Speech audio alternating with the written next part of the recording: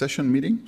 Our meetings are public, and you're welcome to join us in person or by watching from the council agenda page, Zoom, or YouTube. We hope you continue to join us in whichever manner you feel most comfortable. This is a work session meeting during which there is no public comment. You can join us at the April 21st meeting at 7 p.m. For the formal meeting to share your comments. We, of course, welcome your feedback anytime by mail at P.O. Box 145476, Salt Lake City, Utah 84114. You can also email us at council.comments@slc.gov or by our 24-hour phone comment line, 801-535-7654. Comments we receive on agenda topics are shared with council members and posted in our website, slc.gov/council. The first item on the agenda is an ordinance Community Clean Energy Programs. We're going to welcome Lihua Weaver, Council Deputy Director at the table, Sophia Nicholas, Sustainability Deputy Director, and Glade Saward, Senior Energy and Climate Program Manager. Lihua. Hi, thank you. I wanted to just do a quick introduction and then I'll turn time over to sustainability staff. As you saw from the memo in your packets, this is the culmination of many years and hours of work. The city has participated with 18 other communities to set up the Community Clean Energy Program with Rocky Mountain Power. Following the Public Service Commission approval order, all of those communities must now decide whether to officially join the program. Joining means that Rocky Mountain Power proceeds with setting up the program for all of those participating communities. And then the program begins early in 2027, and all customers, power customers, are enrolled but can opt out. There will also be some assistance for low-income customers available, and that is more information about that will be made public and also is available on the website. The monthly charge is determined based on the participation rate, and so it could change, but currently is estimated about $4 per month. I also wanted to highlight for the council that there will be some mailing expenses, and the Sustainability Department will be holding an amount for startup costs in the event that is needed to reimburse Rocky Mountain Power. And once the council takes action to determine whether to join the program or not, both the council staff and the sustainability staff and mayor's staff will coordinate on more outreach and information to the community so that they know what to expect as Rocky Mountain Power is setting up. And with that, I'll turn time over to Sophia and Glade with more information. Thank you. Thanks, Lehua, and thanks everyone for having us here today. We are very excited to be talking to you about this major milestone with the Community Clean Energy Program. Next slide. So just a note on language. We have been using the Utah Renewable Communities as an informal name for the program over the years. We are moving towards using the formal name, which is Community Clean Energy Program. That's what will be on Rocky Mountain Power's website. That's what will be in the notices. We'll still use URC for the agency, which is the collection of 19 communities, but not the program. Next slide. So what is it? It's a brand new program that was just approved, giving Rocky Mountain Power customers and eligible communities the ability to choose clean, reliable, affordable energy. It's been designed thoughtfully and intentionally since 2019 when HB 411 passed and was the enabling statute to create the program. And been thoughtfully designed with the utility and Utah Renewable Communities, of which Salt Lake City is a member. It was approved by the Public Service Commission and found to be in the public interest on March 4th, 2026. Salt Lake City now has the opportunity to consider an ordinance to formally adopt the program, meaning all eligible Rocky Mountain Power customers in Salt Lake City will now have the option to choose clean energy directly on their bill, and they will be automatically enrolled, we're estimating early 2027, with the choice to exit at any time. Next slide. So why develop this new clean energy program? Just a little recap here. It's solutions-oriented. We all know that there's a growing demand for energy in our city, in our region, in our state. This program, at the moment, is really the only game in town for bringing online clean energy to meet these growing needs of our community, and doing so in a way that supports the environment and keeps the air clean. Scale. We have a unique opportunity to drive investment at scale, to really move the needle on clean energy investment. The Utah renewable communities represent about 25% of Rocky Mountain Power's electricity sales in Utah. We don't know if all 19 are going to move forward, but if they do, this is more than anything that has been done in the past. Choice. It offers homes and businesses in our communities a new option for where their electricity comes from through Rocky Mountain Power in a way that current offerings do not. Investment, clean energy investment supports jobs and economies, often in rural areas, but it benefits the whole state and the whole region. And then finally, health and environment. Clean energy helps to avoid pollution from other energy sources. Next slide. So what will the proposed program look like for customers? This is just a little example. Customers will continue to be Rocky Mountain Power customers, receiving the same reliable service that they always have as Rocky Mountain Power customers. They will begin to receive notices if Salt Lake City adopts the ordinance in late 2026, and will be automatically enrolled in the program in early 2027 with the choice to opt out at any time. Glade will cover this in more detail, but there will be no cost to opt out initially, and after a couple of months, after 6 months to be clear, there will be a fee to terminate participation. And there will be this new clean energy line item, Schedule 100, on Rocky Mountain Power bills. And I'll turn it over to Glade after I do the next slide, which is the PSC order. We won't go into a lot of detail on what the order itself says, but just the highlights here is that the state regulators approved the program. They gave us clarity on key details like the initial program rate, customer opt-out information, while acknowledging further items will be worked on in parallel and will be brought back to the commission for follow-up ruling.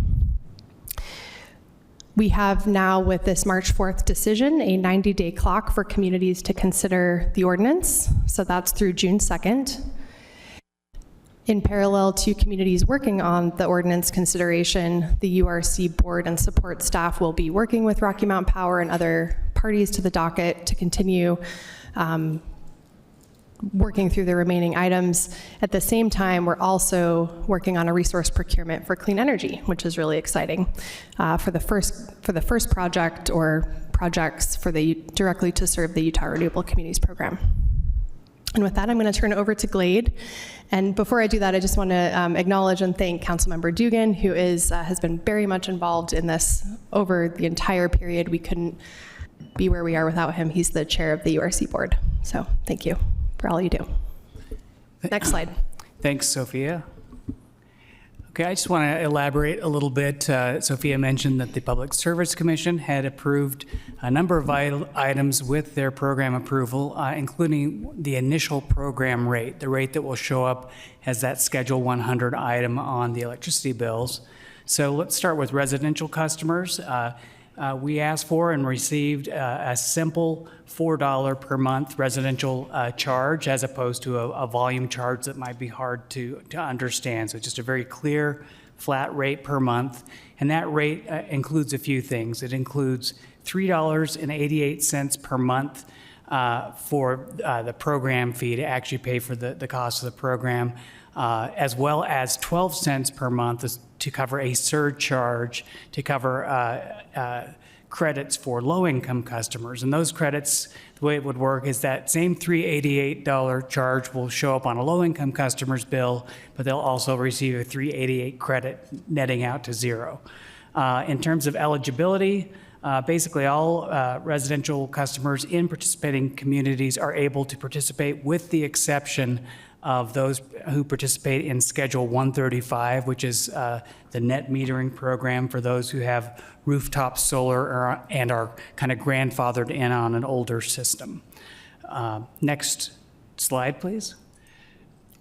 Wanted to elaborate a little on the low-income offerings associated with the program. So for qualifying low-income customers, the following provisions exist. There's, very importantly, ongoing outreach and engagement. We need to make sure that folks understand what this program is, what the implications are for remaining in it.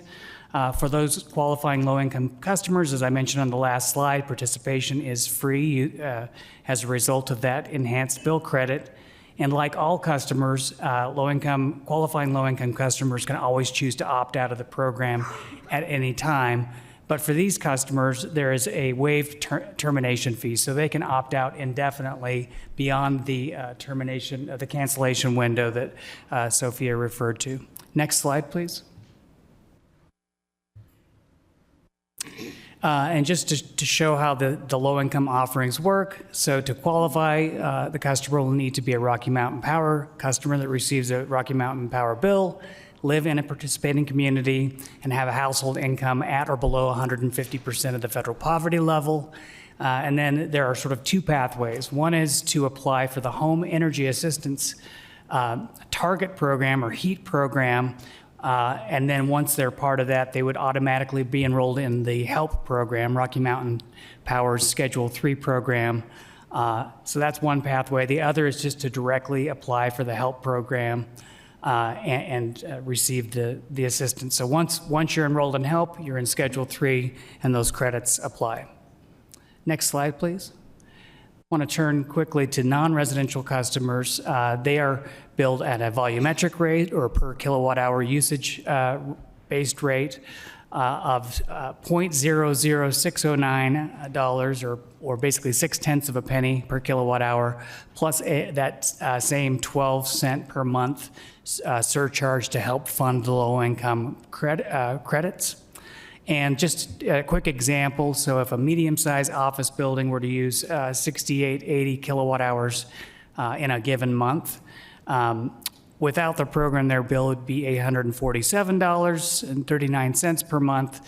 With the program, the bill would go up by $42.02 for a 5% increase. So that's what that looks like. And those same eligibility requirements apply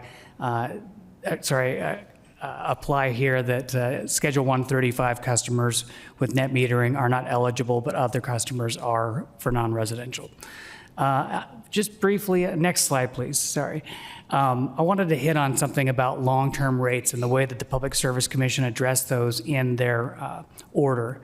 Like all utility rates, rates for the Community Clean Energy Program are going to be periodically adjusted no more than annually under the statute. But importantly, so that raises a question of what's going to happen in the future with rates. But importantly, the Public Service Commission, in their ruling, found no evidence in the record that suggests that program rates are likely to meaningfully increase from the initial rates approved in the order. Instead, under Rocky Mountain Power's proposal, they would decrease rather significantly after the first 2 years. So the idea is that people would be making their opt-out decision during that termination window and beyond based on those high early rates. And that's important so folks are informed and making a good decision about their desire to continue to participate in the program. Next slide, please. So just to orient you, we've thrown out a lot of dates and time periods, but again, the program approval was March 4th. That started the 90-day clock that Sophia mentioned, culminating in a June 2nd deadline for the communities to adopt the program. After that, there would be a 5-month period while Rocky Mountain Power gets their billing system set up, their software, their 1-800 number, and that sort of thing.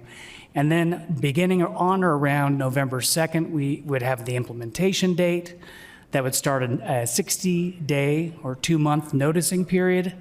after which there would be a commencement date when the bill impacts start to be felt, after which they'd have 4 months to continue to cancel or opt out of the program without a termination fee. So to be clear, there's 6 total months, 2 before the bill impact start and 4 after the bill impact start, for folks to have the opportunity to opt out of the program. There would be, after the cancellation window I just mentioned, after that 6-month period, there'd be a $30 termination fee for residential customers, and for non-residential customers, that fee will vary based on their size and what rate schedule they're in. And there's also a similar provision for new and annex customers regarding noticing and the cancellation, having a cancellation period. And I think the last thing I wanted to touch on briefly is, oh, sorry, next slide, thank you. She's looking at my own computer. There are other programs, offerings for clean energy that Rocky Mountain Power provides for their customers. You may have heard of some of these, but I wanted to touch on them briefly. There's the Blue Sky program that allows participants to voluntarily contribute $1.95 per 100 kilowatt hour block, or $1.95 cents per kilowatt hour to support renewable energy. That usually goes to support local grants for things like rooftop solar, but largely goes towards funding the purchase of what are known as renewable energy certificates, or RECs, and those can come from anywhere in the nation. So with that latter class of project, those projects don't necessarily benefit our communities directly. So it's a good program, but it has different objectives. Similarly, there's a subscriber solar program. There's an existing 20 megawatt solar farm in southern Utah that offers folks the opportunity to opt into that program. But the participation in that program has been capped, and Rocky Mountain Power has not signaled any indication to, or any desire to go forward with building new projects, at least not at this time. Finally, folks can always, if they have the resources, put rooftop solar on their homes and businesses, but that requires the resources, and also doesn't work for every location. So we think this is a great program that complements these other programs, and importantly, it's large scale and supports new regionally based clean energy projects. Next slide, please. So the next slide talks about the ordinance requirement. There's a good write-up about it in your staff report. But there is a requirement if Salt Lake City would like to move forward with our participation to adopt an ordinance that we have placed in Title IX, Chapter 50. Next slide. The ordinance itself really just enables all of our community members to have the choice of whether they want to remain in the program or opt out of the program. And then finally, Lehua mentioned some budgetary considerations. Overall, there's a lot of conservatism built into the program as a whole. We're happy to talk about any questions you have in that regard. We could go on, to be honest. But the one thing that we are going to be bringing before the council in Budget Amendment 5 is a request for Salt Lake City to sign the startup cost agreement with Rocky Mountain Power. This is a little bit of a, chicken and the egg situation. Rocky Mountain Power has administrative startup costs that they need to pay for, that need to occur before they can start collecting program revenue, but the program revenue will ultimately pay for those incurred startup costs. But they require a contract to backstop those in the case that there is a immediate and really catastrophic level of unsubscriptions within really just the first month of the program. We've run the numbers. We feel like it's almost impossible for there to be enough opt-outs for Salt Lake City to be on the hook to actually need to expend those funds. However, we do need to request them so that we can sign the contract. And I'm happy, next slide, we'll just leave the summary slide here for you, and happy to answer any questions. Council members? Yes, Councilmember Carlson. Very excited for this program. I think my one question is the one-time termination fee of $30. Where does that go? Does it go back to Rocky Mountain Power? Does it go specifically to the renewable program in general? Where does that get allocated to? It goes to Rocky Mountain Power, and it is to just help stabilize the rates overall. So it directly goes to the program. Any other comments, Councilmember Dugan?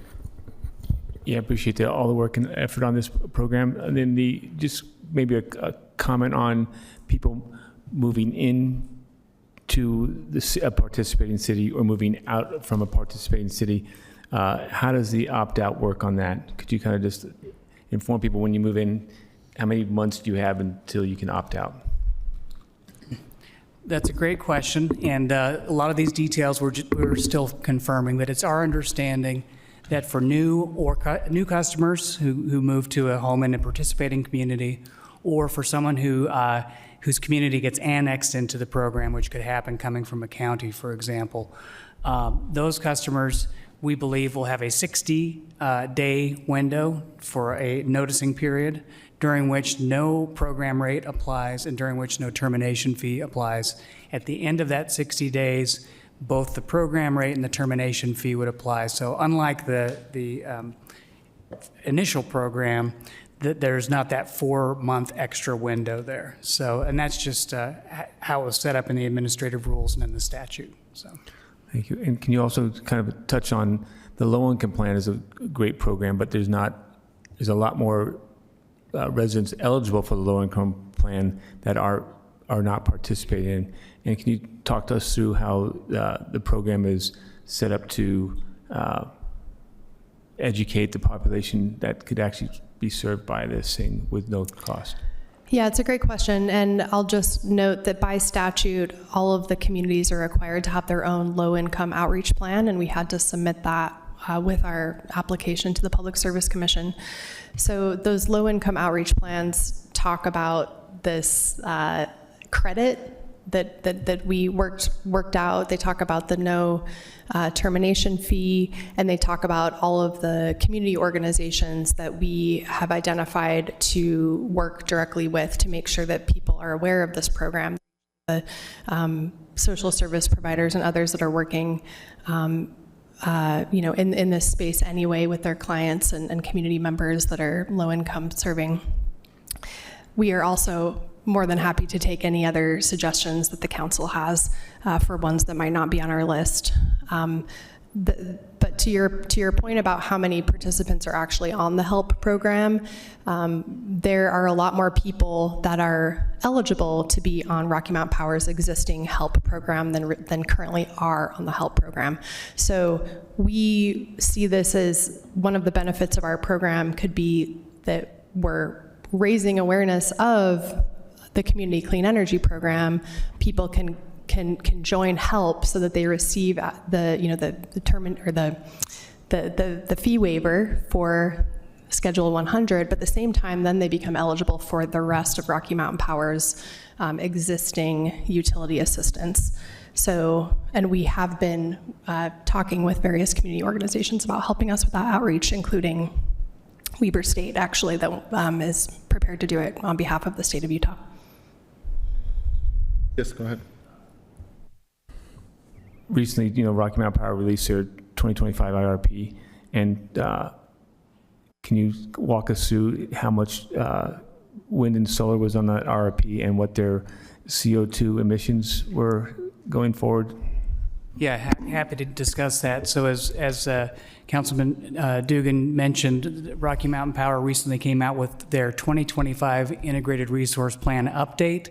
That's it's a planning. The Integrated Resource Plan is a planning cycle they go through every 2 years, and in the off years, the even years, they do what's called an update, kind of a light version of the plan. And in each of the integrated resource plans, the company looks out 20 years, looks at the load they need to serve, looks at the resources and the costs that they can choose from, how to serve that load, the different types of energy sources, and they make decisions. They develop what's called a preferred portfolio, the path that they want to go forward with. And in this most recent update for the Eastern Service Territory for Rocky Mountain Power, there are no new renewable builds, and for across their entire system, their CO2 emissions go up. And I think this really underscores what Sophia said about us sort of being the only game in town. A few years ago, there were plans for a really big build out of clean energy from the company, and their recent plans have changed that. And so this makes it all the more important, I think, that we have this opportunity for our residents and businesses. Thank you, Mr. Chair. Thank you. Okay, we appreciate the update. This is a big deal. It took no time to get to this place, right? It was very fast, very smooth. Obviously this is a big deal in so many ways. It's a huge milestone for the cities that are participating, and it's showing our commitment to clean energy and to the reduction of emissions and to getting our electricity from the right sources. So thank you for the work on this. Thank you, Councilmember Dugan, for you being the one assigned to this, or you assign yourself to it, but thank you for really... He knows more than he ever wanted to, but I think you're Yes. enjoying it. You have been who really carry the water here, or the cables. Oh no! Thank you for all the work. We appreciate Thank the you. presentation. Thank you very much. Moving on to item number 2, this is an ordinance about camping and obstruction public property and park rules text amendment. We're going to welcome Nick Tarvett, Council Deputy Director. We're getting all the Deputy Directors today to present to us. Rachel Otto, Chief of Staff, and Sara Montoya, Senior City Attorney. Nick, can you give us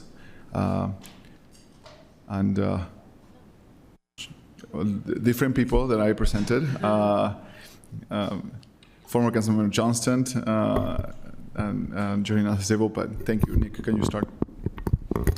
Thank you, Mr. Chair. I will give a quick high-level overview of the background on this and the key changes. Then Andrew will go in depth. We think that it would be helpful for the council members to pull up the staff report because we'll probably go through that quite a bit. So this is a briefing on proposed updates to the current camping ordinance to address challenges arising from increased use of public spaces such as parks, sidewalks, park strips, to be used as living spaces for sleeping, storing property, and preparing meals. The proposal updates the definition of camping and consolidates existing rules to be clearer and focused on behaviors that cause problems while aiming for humane and compassionate enforcement. The key changes are camping now includes more than just tents. It covers broader living accommodation behaviors. It applies to all public property, not just parks. It includes sidewalks. And the new definition includes sleeping outdoors or in a vehicle on public property during closed hours, typically 11 p.m. to 5 a.m., leaving personal property unattended on public property closed to the public, and using public space or vehicles as residents of dwelling for living accommodation purposes. Andrew. Thanks, Nick. And make sure we identify that Commander Jared Gilbert from the Police Department is here joining me today. Thank you very much, Commander. We also have attorneys in the audience who can help correct anything I misstate, intentionally or unintentionally. So direct your attention to page 2. We'll start on the staff report under additional background information. The first thing I want to point out to everybody here is we're talking about a very specific city ordinance. I wish that I could incorporate a solution to housing difficulties or shelter difficulties, vehicle difficulties, everything else, nuisance issues in the city in this ordinance, but we cannot. This is not intended to solve homelessness. We are working very hard in other avenues and other entities and organizations to do that. This pertains to our current camping ordinance in Salt Lake City proper. So I want to put that out there because in our discussions, it gets very easy to go to places of talking about all of the struggles we've got, or Parks has, or Streets has, or the general public has, and we can't necessarily address all of them here, although we're willing to take in any feedback and keep working on those as we can in different parts of the code, okay? All right, so we've had a no camping ordinance for a number of years. It has outlawed camping with a few exceptions over the years. I think the ordinance we have right now, when I read it initially, it really reflected the reality of decades ago when Boy Scout troops would go camp in public parks or up the canyon. It did not necessarily envision people living in vehicles full-time as their place, or the number of people without housing finding places to sleep at night. So we tried to update this to reflect the new reality. However, in the course of the last year, 2 years of going through this, the new reality has shifted again. 2 years ago, if you remember, we had a lot of people camping in public parks, rights-of-way, park strips across the city during the daytime and nighttime, and vacant properties. We don't have the same volume anymore. It is still a problem.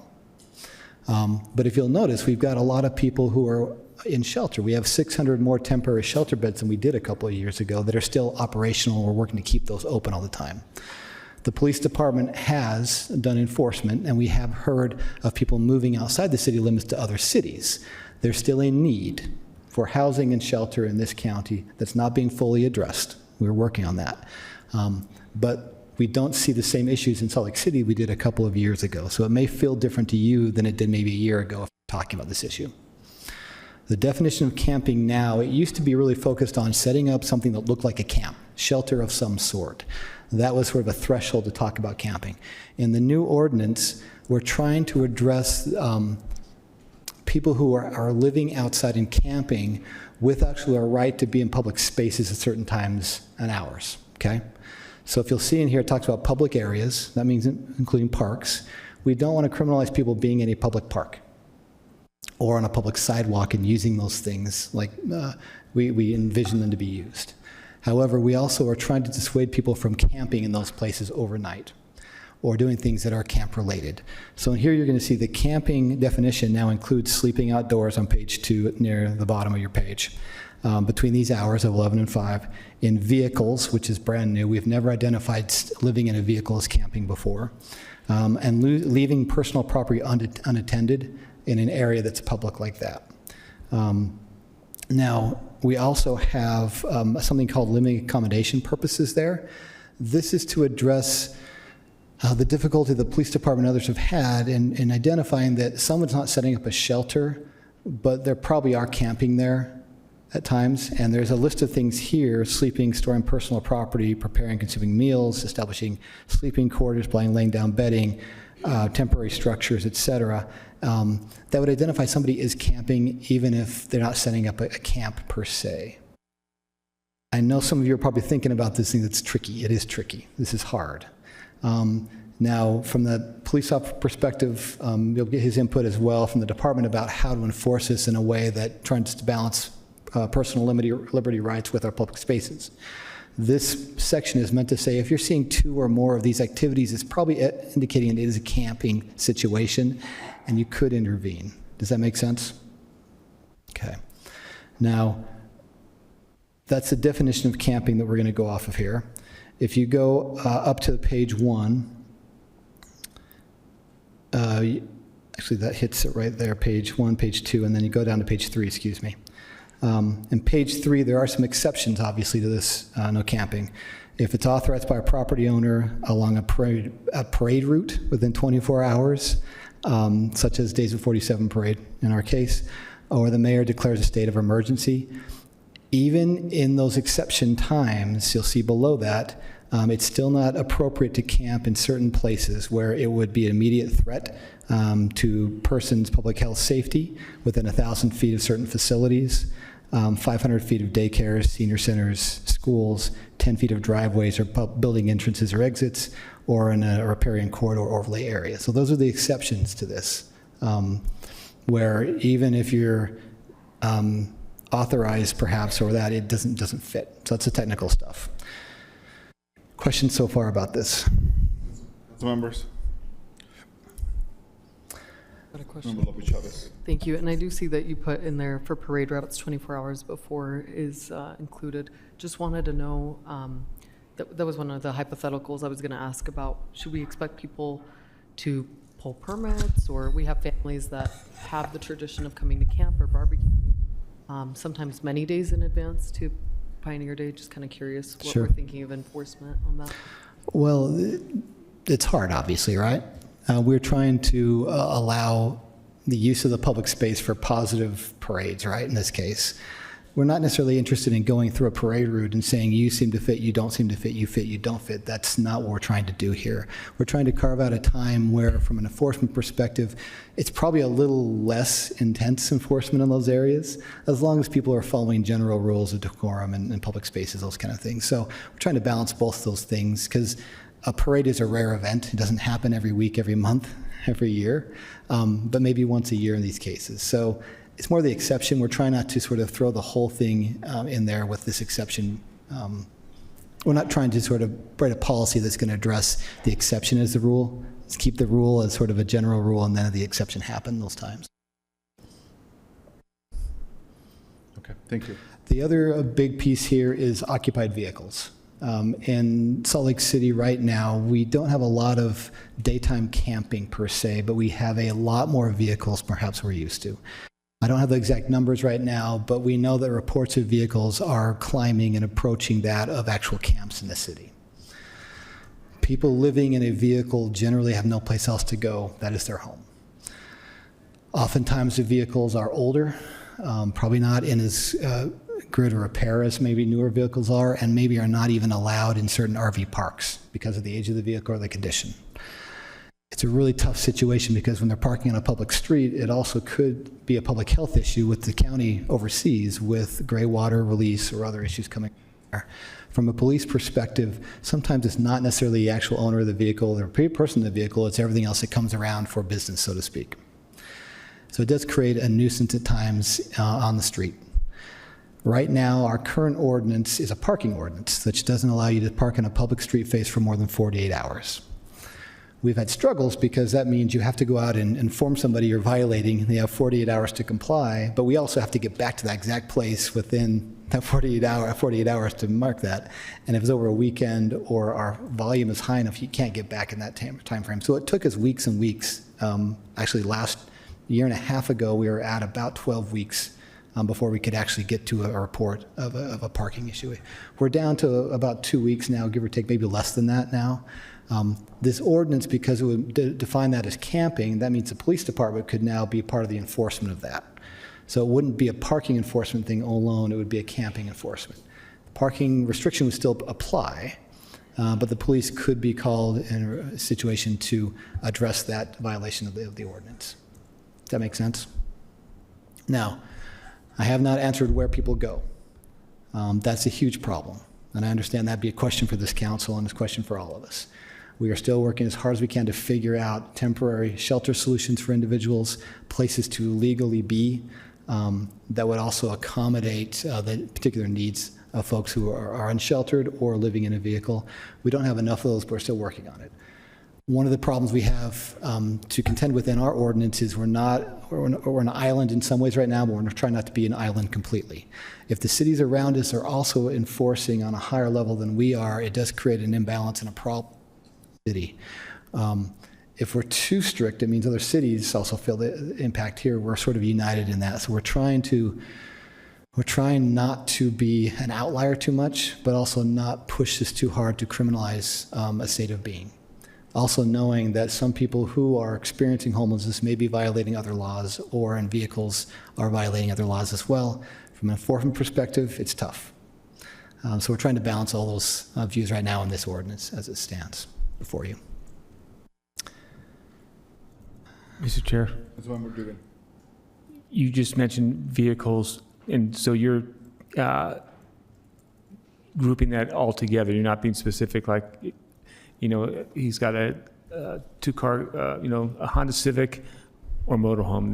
They're both the same. You're not differentiating the two different living arrangements. They're all the same, and you're going to treat them all the same. Is that how? Just to make it simple on the enforcement side of the house? Yeah, in this proposal, it doesn't differentiate types of vehicles. It's the activity in the vehicle. It's the activity in the vehicle and surrounding the vehicle. Okay, all right, thanks. Okay. Councilmember Carlson. Thank you for this presentation, and I think I just want to share some statements before moving towards my questions. And I think Want to just share that I realize that we're balancing two things here. We're balancing the very real impacts that camping can have as it intersects with substance abuse and mental health challenges, and the impacts on parks, public spaces, and surrounding businesses and right-of-ways. I understand those impacts. I experience them in my district. At the same time, I am concerned and frankly not interested in the further criminalization of poverty or homelessness. And so I'm holding both of those realities in my mind, and it's from that nuanced perspective, I want to ask a couple questions. The first question is, we've got some alternative response teams already set up in the city. How will those alternative response teams that include social workers and encouraging connection to services be deployed in connection with the enforcement of this with the enforcement of this proposed ordinance? I think that this starts well in advance of enforcement of the ordinance. So this council and the city have funded the Volunteers of America Street Outreach Team for a couple of years in the city, specifically for doing outreach to individuals who are experiencing homelessness. That should continue on regardless of this. In context of the other responses, the police department has social workers involved for specifically trained in mental illness and mental health support, crisis response support, those things. A lot of our interventions have been targeted towards camping. So we have a weekly meeting that is led by HEART, the homeless engagement team in the city, that includes county partners, law enforcement, outreach partners, private partners as well, and the city urban services team. And they take all the reports across the city through the app or calls, and they go through and evaluate, and they have a staff member who goes out and evaluates the report, where it is, the situation on the ground. And then they talk through who's engaging with whom. The VOA outreach team oftentimes says that we're engaging with this couple here, we're working with them on a housing voucher. Could we work with them for a little longer before they get displaced, to try and get them into a shelter or a housing situation without losing contact with them? We've done that a lot. That'll continue to happen as long as we have that outreach team. From the other side, the urban services team, we coordinate with them about where, when, and how they're going out. We don't want to throw heavy equipment at everything. It doesn't need heavy equipment. Sometimes it's a matter of, we've given trash bags out to individuals out there and they picked up their own litter at times. We're going to try and do the least restrictive approach as possible all the time and coordinate these across all our entities. With that being said, the county health department sometimes says that this is a county health violation. It has to be addressed. And there are times when that's hard. It's hard because it means we have to go in with our resources and help clean up. In one situation recently, it was in the side of a mountain. A very dangerous place to do this and difficult, but because the county health department also identified this is a serious issue that needs to be dealt with, we had to sort of invest the time to do that. Our intent in that crew is to make sure we're all coordinated and we're not duplicating services, we're also not ignoring services, and we're trying to get the right support in advance of that. Oftentimes, outreach teams are not very interested in going out with the police officers to a group of individuals because it's two different responses perhaps from the individual on the street. They may be receptive to somebody doing outreach. They may not be from an officer for whatever the reasons are. So we try and do that a little separately at times, but the police department social workers will be involved in a lot of those situations. There's also a difference now between people who oftentimes are camping for long periods of time in the foothills or along Jordan River and folks who are sort of laying on the sidewalk on Main Street or in a park strip by a track station with not stuff necessary around them. In those situations, there's very different needs perhaps. We still want outreach at times to go with them, but we may not need a full cleanup for somebody there versus the foothills. And if you talk about the 2-minute sort of situation here, that's a general rule we're trying to use to help balance enforcement with realistic timeframes to clean up. From moving from a sidewalk or in front of a building entrance, we can't necessarily be there for half an hour or 45 minutes. If it takes that long, because or in the middle of a street, we need to get them out of the street. We also want the officers to work with the social workers so that if there's mental illness situations going on, it's not just physically move them out there, but we try and get the right services to them, which is why from the police department perspective, they have access to VOA detox beds on a daily basis, to the to St. Vincent de Paul overnight shelter on a daily basis, to try and offer that for folks to get in there if they need that. Generally speaking, from an enforcement perspective, and I'll speak maybe out of turn. But the police department, generally when they come across somebody and they get a notification they're violating the ordinance, generally people do move. They pack up and they move along.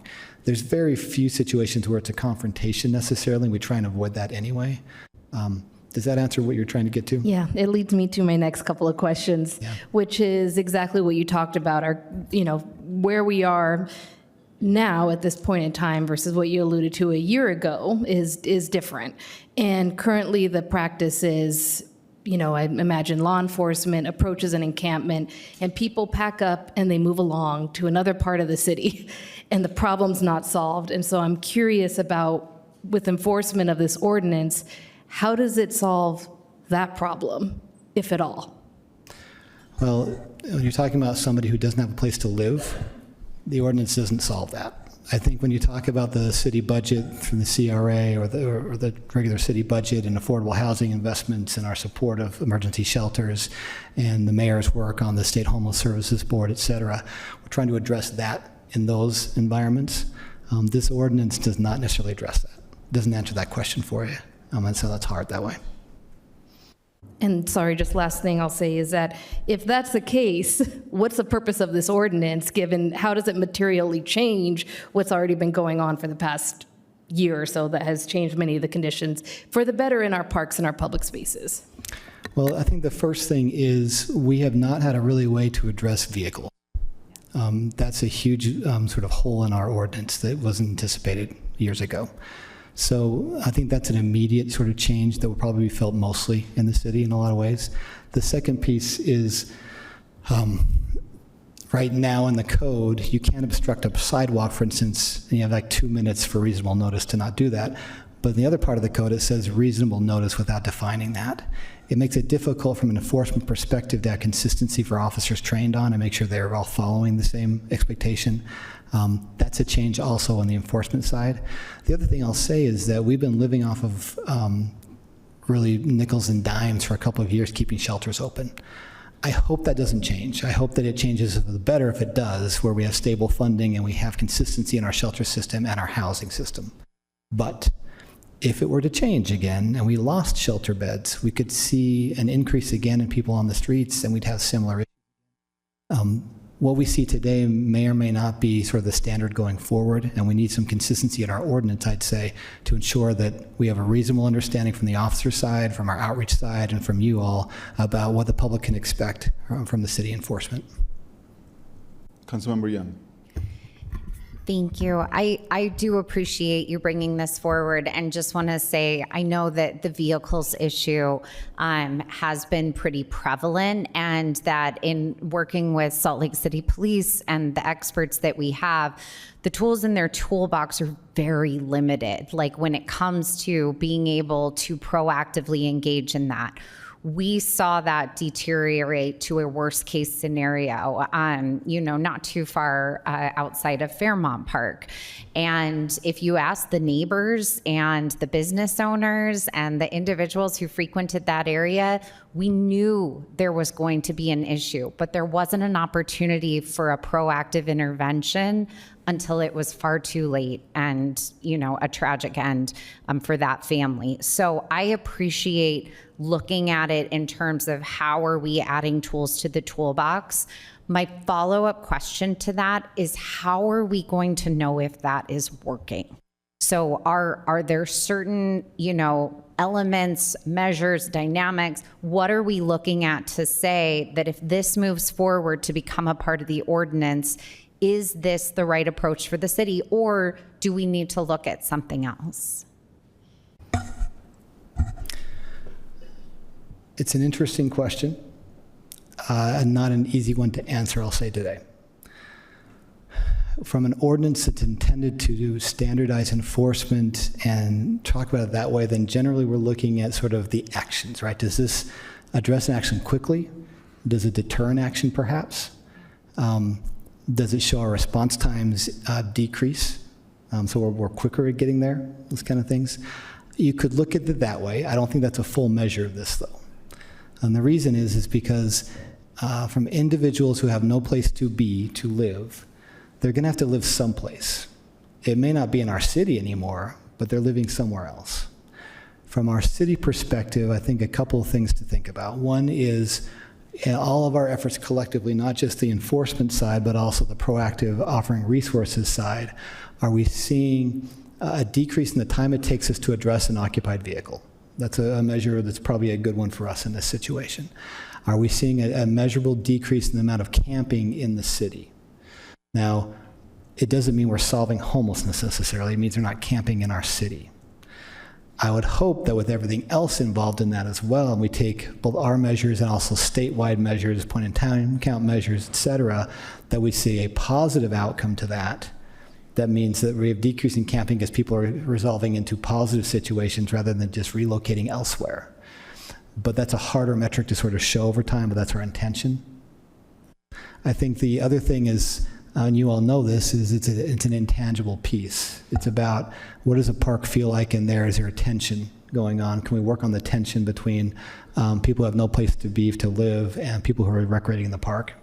I think there's some pieces like that we've seen a decrease over time in the city already from the Parks Department response, at least from their staff, of saying I've had a decrease in the number of issues I've had personally with individuals or park patrons. We've also seen a decrease in some ways of the number of individual homeless providers working in parks versus working in other locations like Community Corner.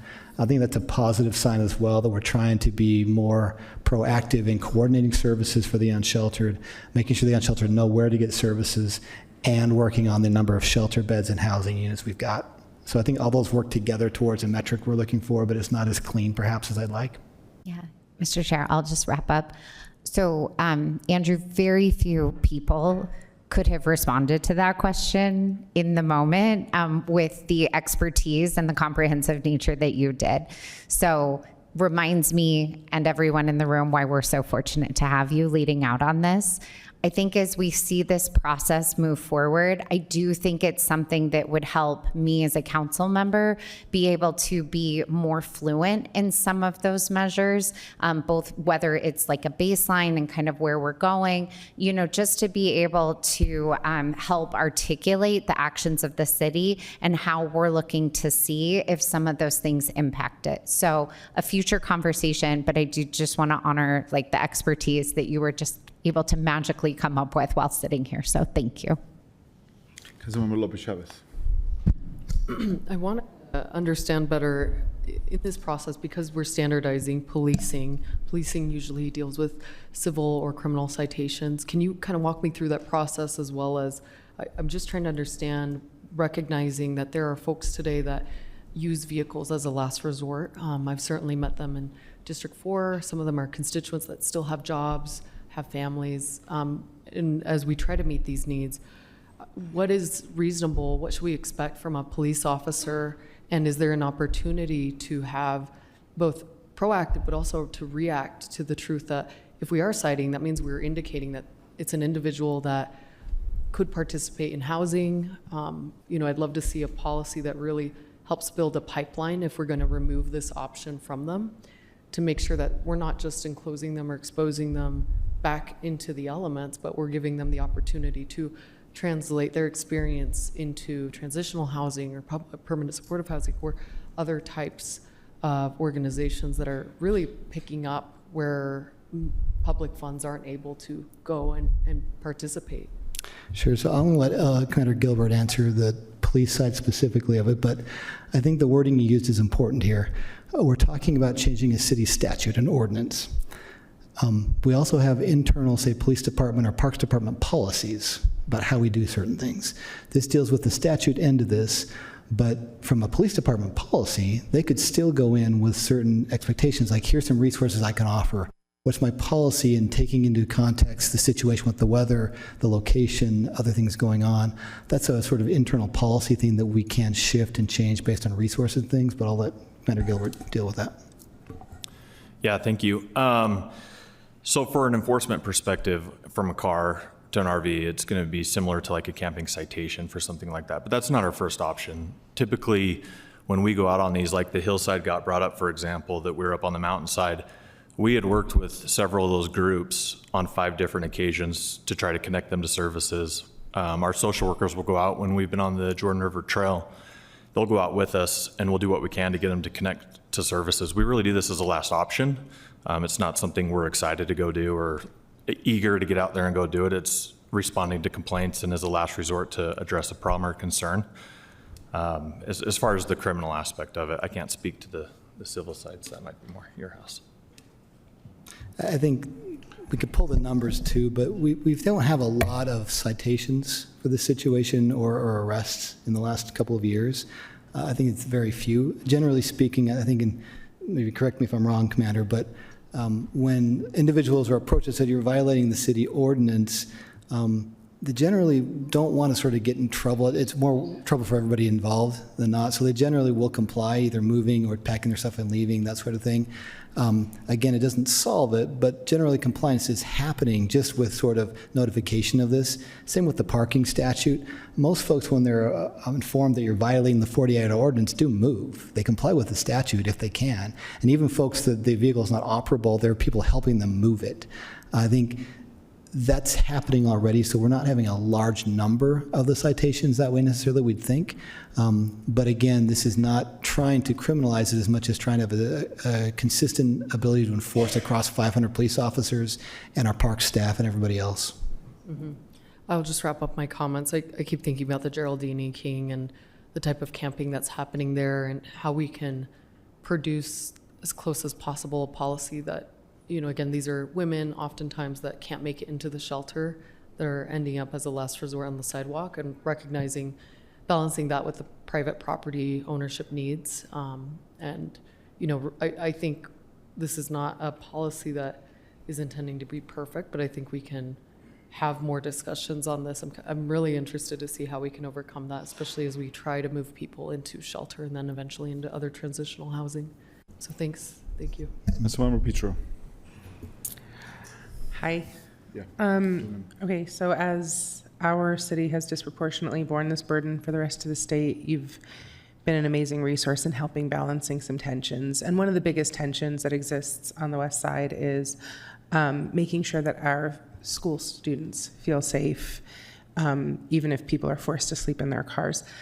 What will a policy of implementation around this policy and enforcement look like? If I'm living in my car, the likelihood that I'm tuned into this meeting right now isn't super high. The likelihood that I read whatever tweet we're going to use.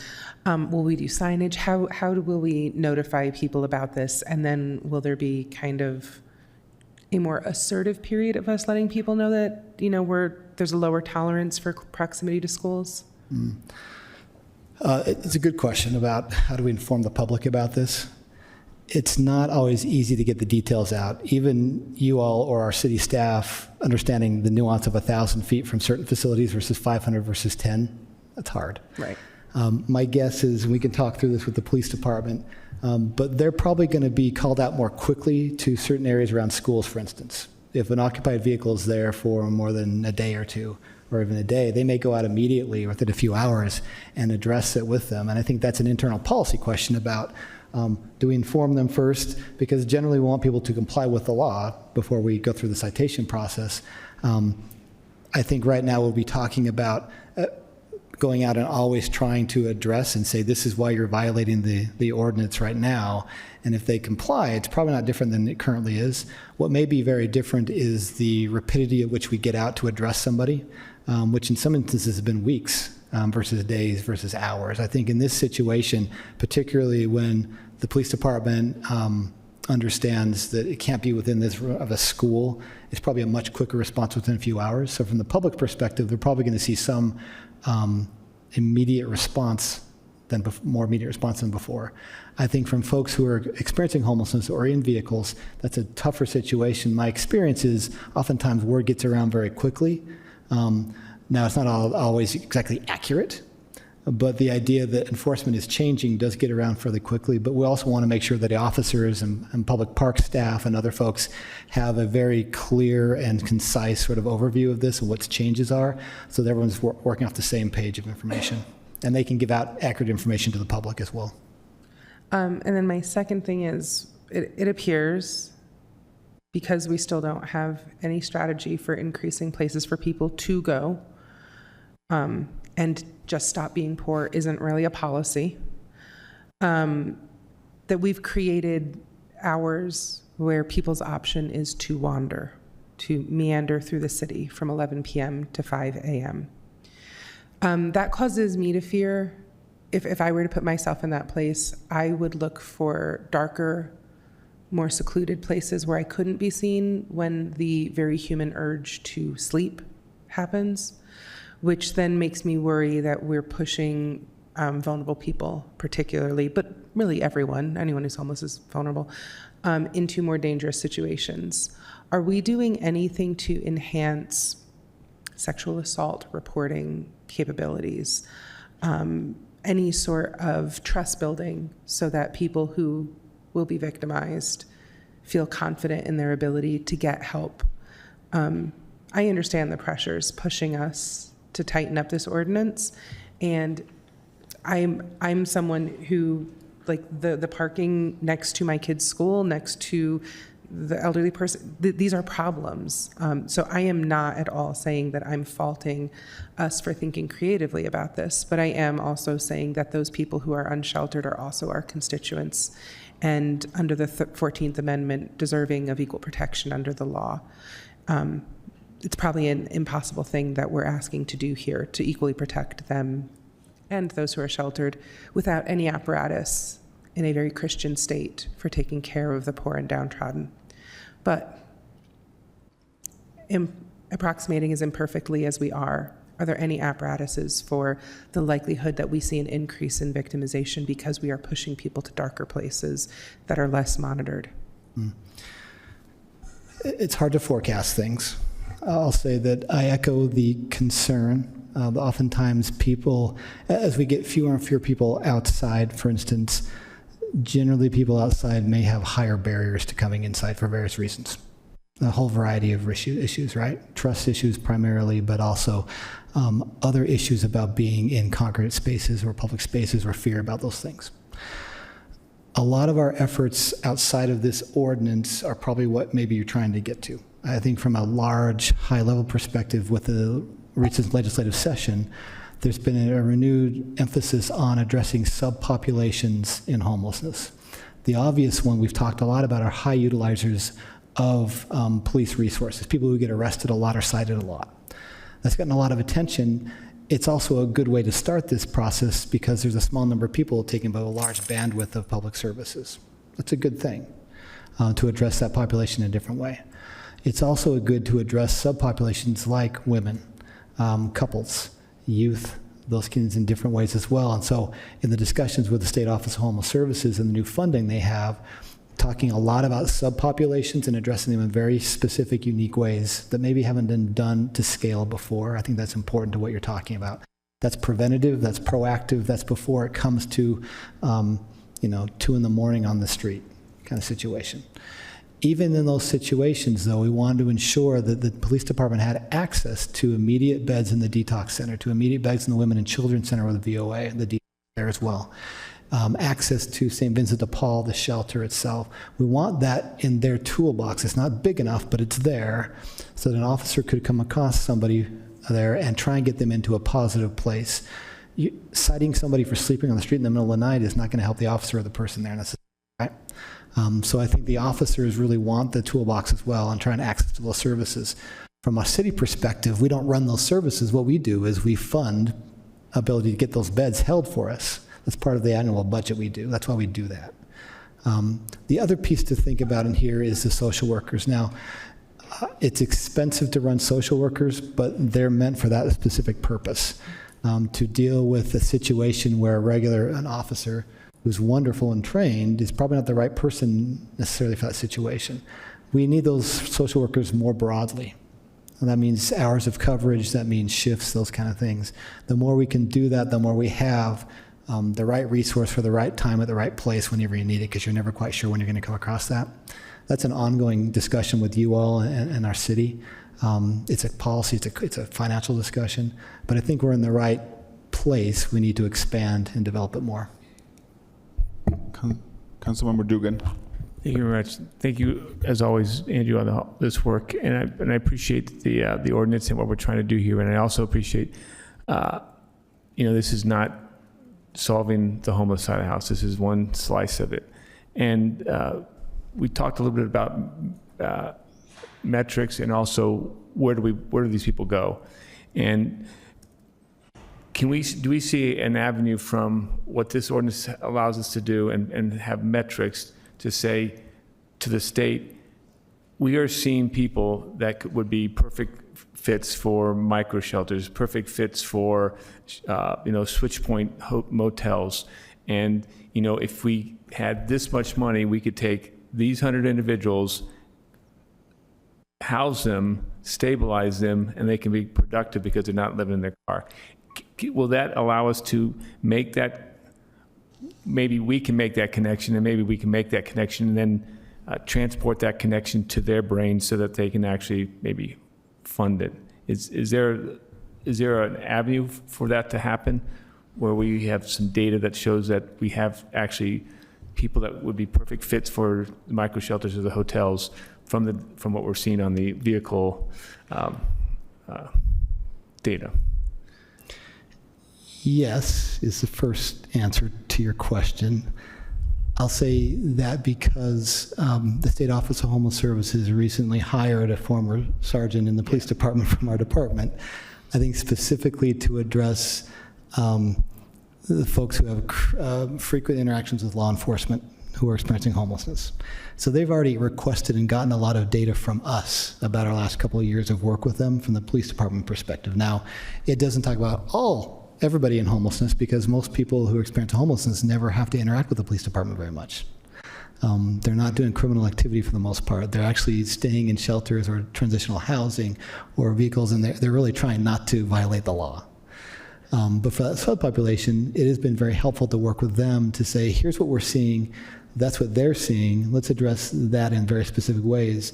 The first example is we actually have a number of individuals from the Project Connect program who we're working with who actually been placed in the micro shelters because that was what their need is.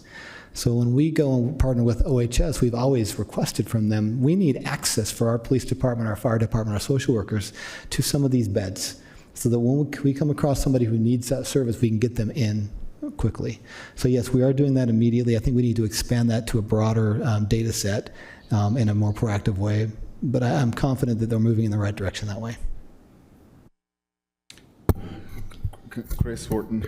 Just briefly, did you look at other, compare this to language from other cities' ordinances?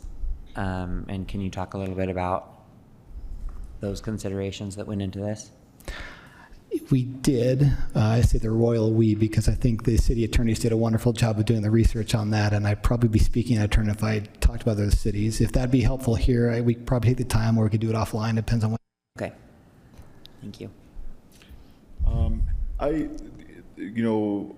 When this ordinance came to be presented to us, I shared with you and the staff that presented this my concerns with the ordinance, but also trying to see how the administration is trying to be balanced with the pressures that we're under.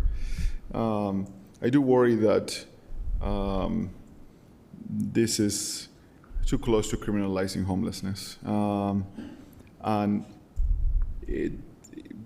but the alternative is what? Is really the question on the table. The alternative is not having the right tools to address the problem. So it ultimately goes back to we as a municipality trying to solve a problem that is way above our league, way outside our resources, and being blamed for it at the same time.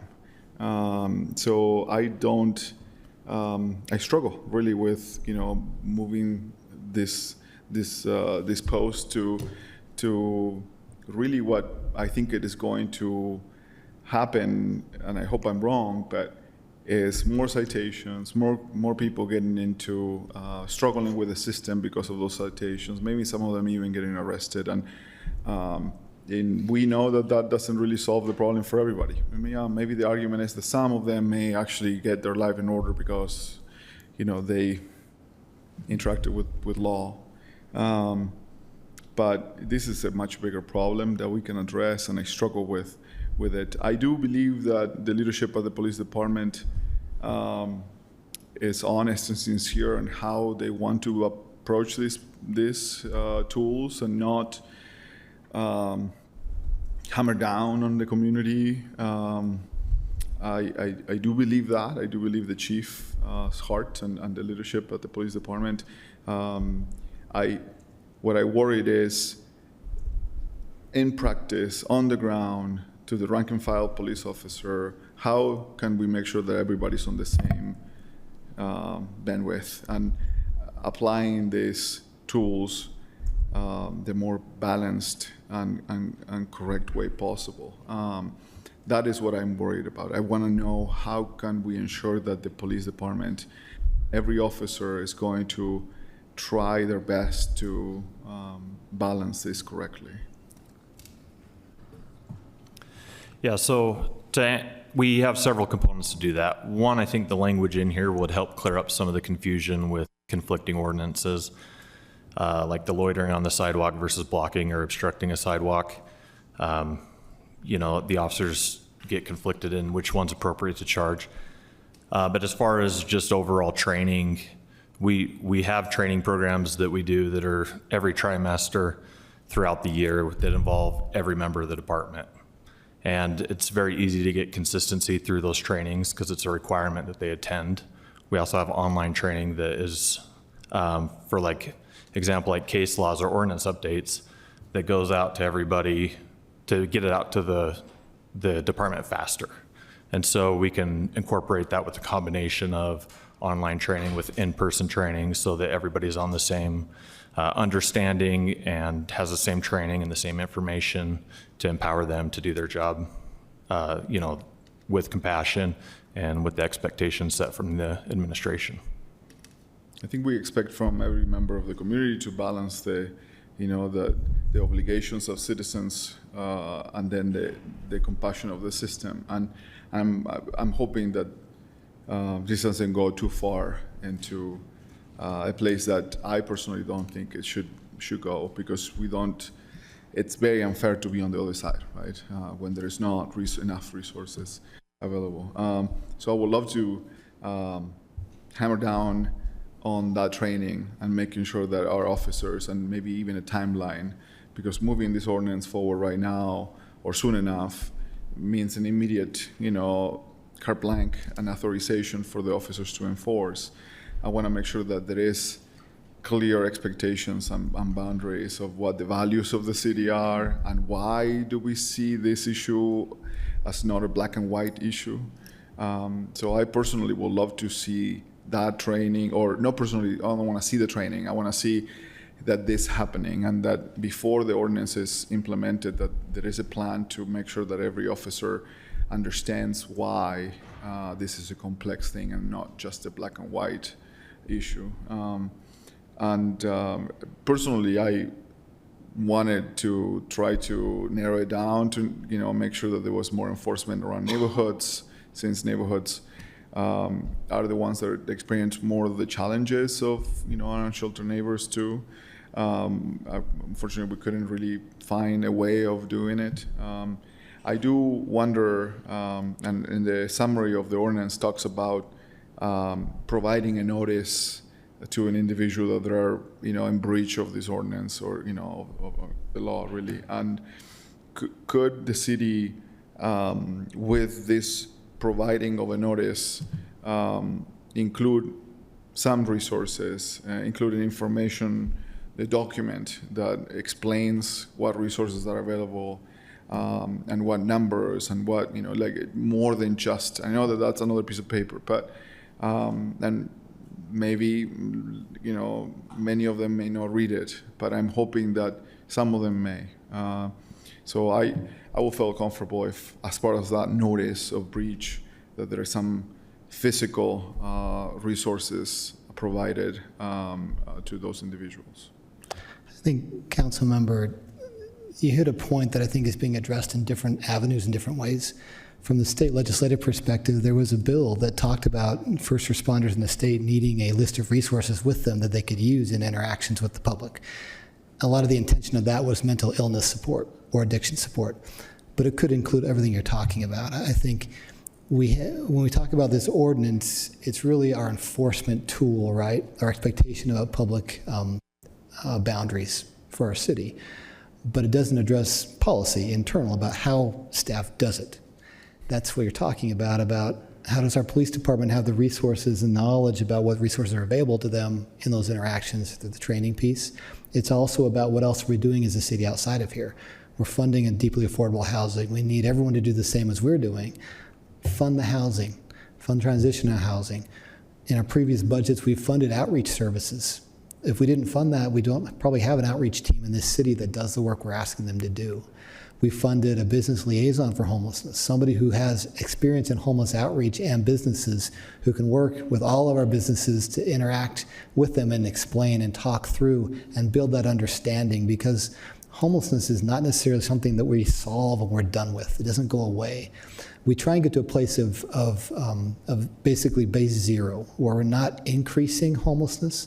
Over time, we're decreasing it completely. We're still going to have interactions, and we need people who can help the public understand those interactions and the resources and how to deal with it instead of just get frustrated and maybe lash out. Those are things that we control the city to fund. That's a budget thing. So as you look through the budget going forward this year, as you look for resources like that, I think it's important to remember that that's as important, if not more important, than our actual ordinances. We need both of those working together to be effective. Yeah.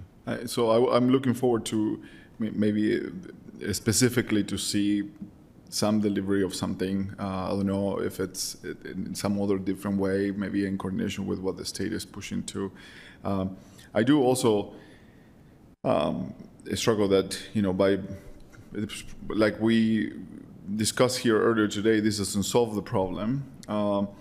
And what it basically does, it pushes it away. And I don't know if that's the argument to the state that we wanted it to make, right? We want the state to realize that there is a problem, and by hiding it in some ways, I'm not sure that this gets solved. I don't know if that encourages those decision makers that have the funding really to make a difference in homelessness to actually make a difference.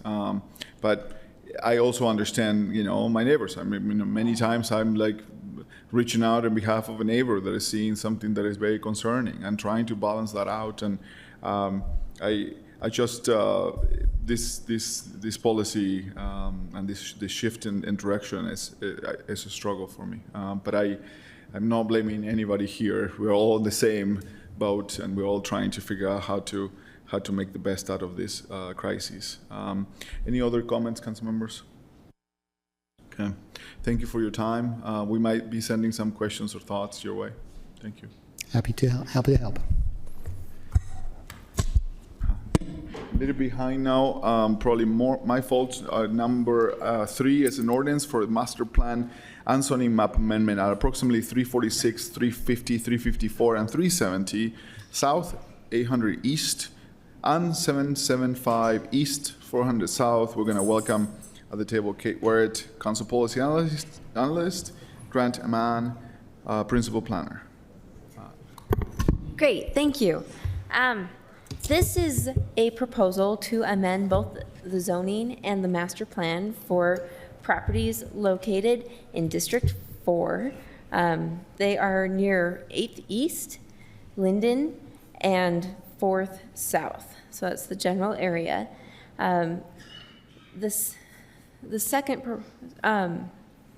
Not all of those properties need to be rezoned. Some of them are already zoned.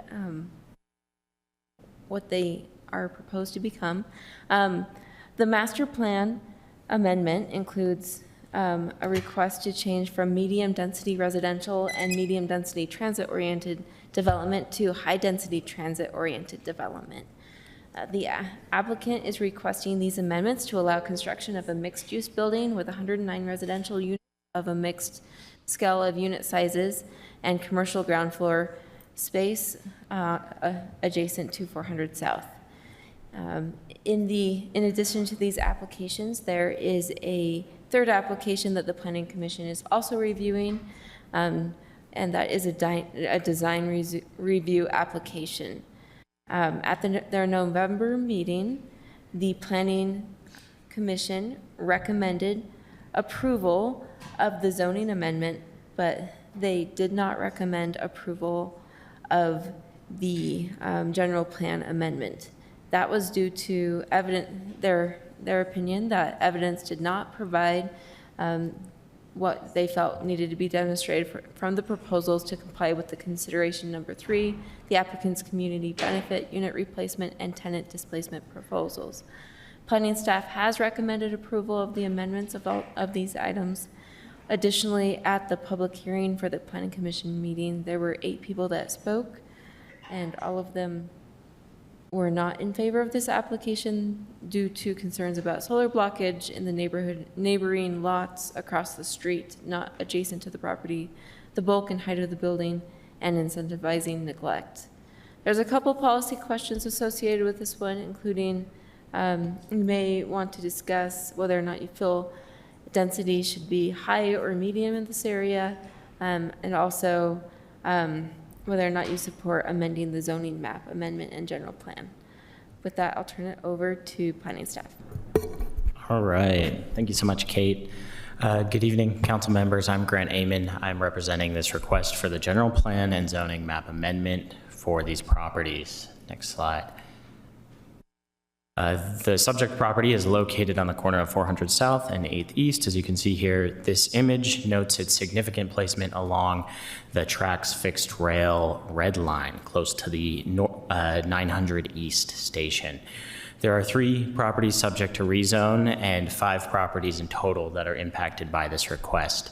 The general plan amendment and zoning map amendment will require approval by the City Council. The intent of this rezone is a mixed-use multifamily storefront building consisting of 109 residential units with storefront commercial along 400 South. This project includes design review, but the design review only requires approval by Planning Commission, and it is currently tabled at Planning Commission. Next slide. Here you can see the 2 requests there. The rezone request is outlined in black there on the right, and then the general plan amendment is outlined in blue, and you can see the overlap between those 5 properties. Next slide. All right, the first request is that general plan amendment. The applicable general plan is the central community plan, and it designates the properties currently as medium density residential and medium density transit-oriented development. That's that light kind of olive green and then that mustard yellow color on the map to the right. The proposal would change the future land use map for the properties to a designation of high density transit-oriented development for all 5 of those properties. This request is consistent with citywide plans, which I will discuss shortly. The central, actually next slide. The central community general plan states higher intensive uses may be located near light rail stations. These areas are in centers of high population where pedestrians are more concentrated, and that is specifically for high density transit oriented development designation. Next slide. The second request is that zoning map amendment or rezone, and it only impacts the first 3 properties. As you can see, the entire block is MU5. The request would just be to bring those 3 properties up in line with the rest of the block. The existing zoning designation is residential multifamily 35. The proposed zoning district is MU5. The zone is different from the RMF 35 district because it allows a mix of residential and commercial units. It allows a maximum height of 55 feet. It has more permissible setback and open space requirements, but it also includes a higher threshold of design standards than the RMF zone. Since we started this, there's actually been some changes to the RMF zone. Previously, the RMF 35 zoning district did not have any design standards, and that is the approach that was taken with this project, is there would not be design standards. The applicant has submitted a proposal that meets the design standards of the MU5 district. All right, next slide, please. Next slide, sorry. Oh, sorry. All right. Thank you. The total square footage of all three properties combined is roughly 14,500 square feet. Again, there was a change to the RMF 35 district just shortly. It used to say a bunch of regarding how many units could be built, and it was variable depending on how much square footage was underneath it. It used to be that only 5 units would be able to be built. Currently, there are 7 units. That RMF 35 proposal that just went through increases that to 20 units. This proposal would put roughly 40 units on that space where that RMF 35 is. Next slide. In order to mitigate additional density, any rezone request requires that the applicant chooses and outlines a community benefit. The community benefit they have chosen is housing aligned with community needs. The project adds 109 units of infill, transit-oriented development housing. The project includes a broad unit type mix, including 2-bedroom units, 3-bedroom units, and a 4-bedroom unit as well, along with community serving commercial space, including a publicly accessible space geared towards a local gym as a prospective tenant. The proposal advances the general plan's goals for growth, housing variety, and multimodal transportation. Details for the community benefit are finalized by City Council and secured through a development agreement. Next slide. Next, the requirement for unit replacement and tenant displacement. The zoning ordinance does address the concern of demolished units, and the applicant has outlined a required plan, which is included in the staff report that indicates full compliance with the requirements of demolished units and displaced tenants. All 7 units will be replaced bedroom for bedroom. The applicant has chosen to contribute to the city's housing fund, which satisfies the code requirement for unit replacement. The applicant has agreed to all the requirements of 21A.50.050 for the 4 units that are currently occupied as stipulated in a development agreement. Staff has found that the applicant's plan satisfies the requirements of the ordinance to replace existing units and provide full relocation assistance for all occupied units, including moving costs, fees, deposits, and rental assistance. Though final details may be confirmed by council and secured through a development agreement. Next slide. As mentioned earlier, the proposal does meet the goals outlined in the applicable planning documents, which are Plan Salt Lake, the Central Community Plan, the 400 South Transit-Oriented Development Plan, and Housing SLC. These plans indicate a strong desire for density and mixed use along transit corridors, including 400 South. They also mention a desire for family-sized or multi-bedroom units. Notably, the project is also within a quarter mile of 2 fixed rail transit stops, and although there is no bus that runs along 800 East, the 209 bus goes along 900 East and offers UTA's fastest headway. I wanted to read this quote as well, which is specific for the transit-oriented development of the Central Community Plan. It says, encourage the development of mixed-use projects near light rail stations to create a livable, walkable urban environment. Next slide. I should also mention this project requires design review because it would exceed the maximum facade length in the proposed MU5, which is 200 feet. Again, that's tabled with Planning Commission. And finally, Planning Commission forwarded a negative recommendation of the general plan amendment and a positive recommendation of the zoning map amendment to City Council with details stipulated in a development agreement. Discussion as to why the general plan amendment was not recommended for approval was centered around the necessity of the request. With that, thank you. This concludes my presentation, and I'm happy to take questions at this time. The applicant is also here as well. Councilmember Lopez Chavez. Thank you. If the applicant wants to go first, that's fine too. So no, Thanks. let me organize the meeting. So do you have a question for staff?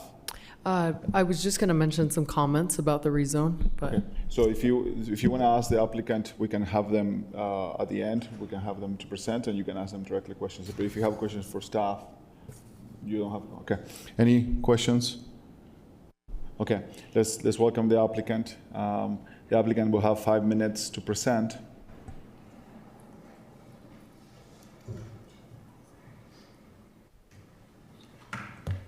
You guys came through the whole meeting, so you've seen it all today. We've seen it all today. Okay, you have 5 minutes. Is your time now? Absolutely. No, I appreciate council's time and the opportunity to be here. I am Hiram Madsen, Vice President of Construction at Hardage Hospitality, Owner's Rep. I think Grant did a great job presenting our project. We've been working on this for quite a long time, so happy to field any questions you have now. I don't have any more to add at this point. Okay, Councilmember Lopez Chavez, you have some questions directly. Thank you. And I appreciate the time that you've spent with the community on this. Can you walk me through again with the commercial space? That was some of the last comments that we had on our call. What the total amount of square footage is, and then we had talked about price points. What is that square footage average, especially as we talk about who will eventually be that tenant in this neighborhood? Yeah, absolutely. So it's 2,650 square feet of available retail space.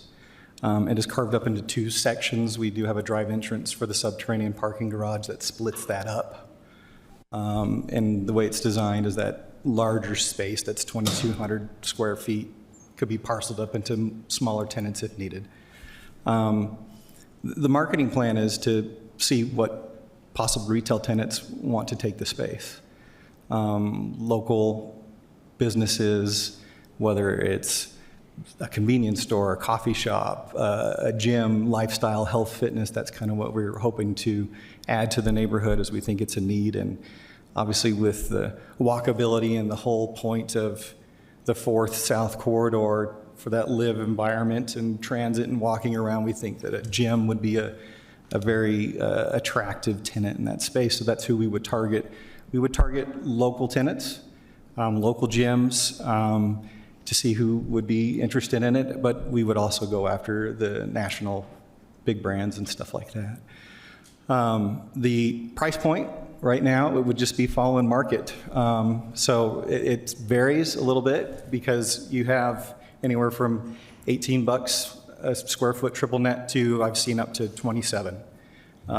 So I think it's going to be in that range. I wish I could give you a real dialed in number, but it's kind of a moving target right now. No, I appreciate you considering, again, we talked about this is the biggest public benefit that the neighborhood, in the first proposal, we had some preservation or adaptive reuse.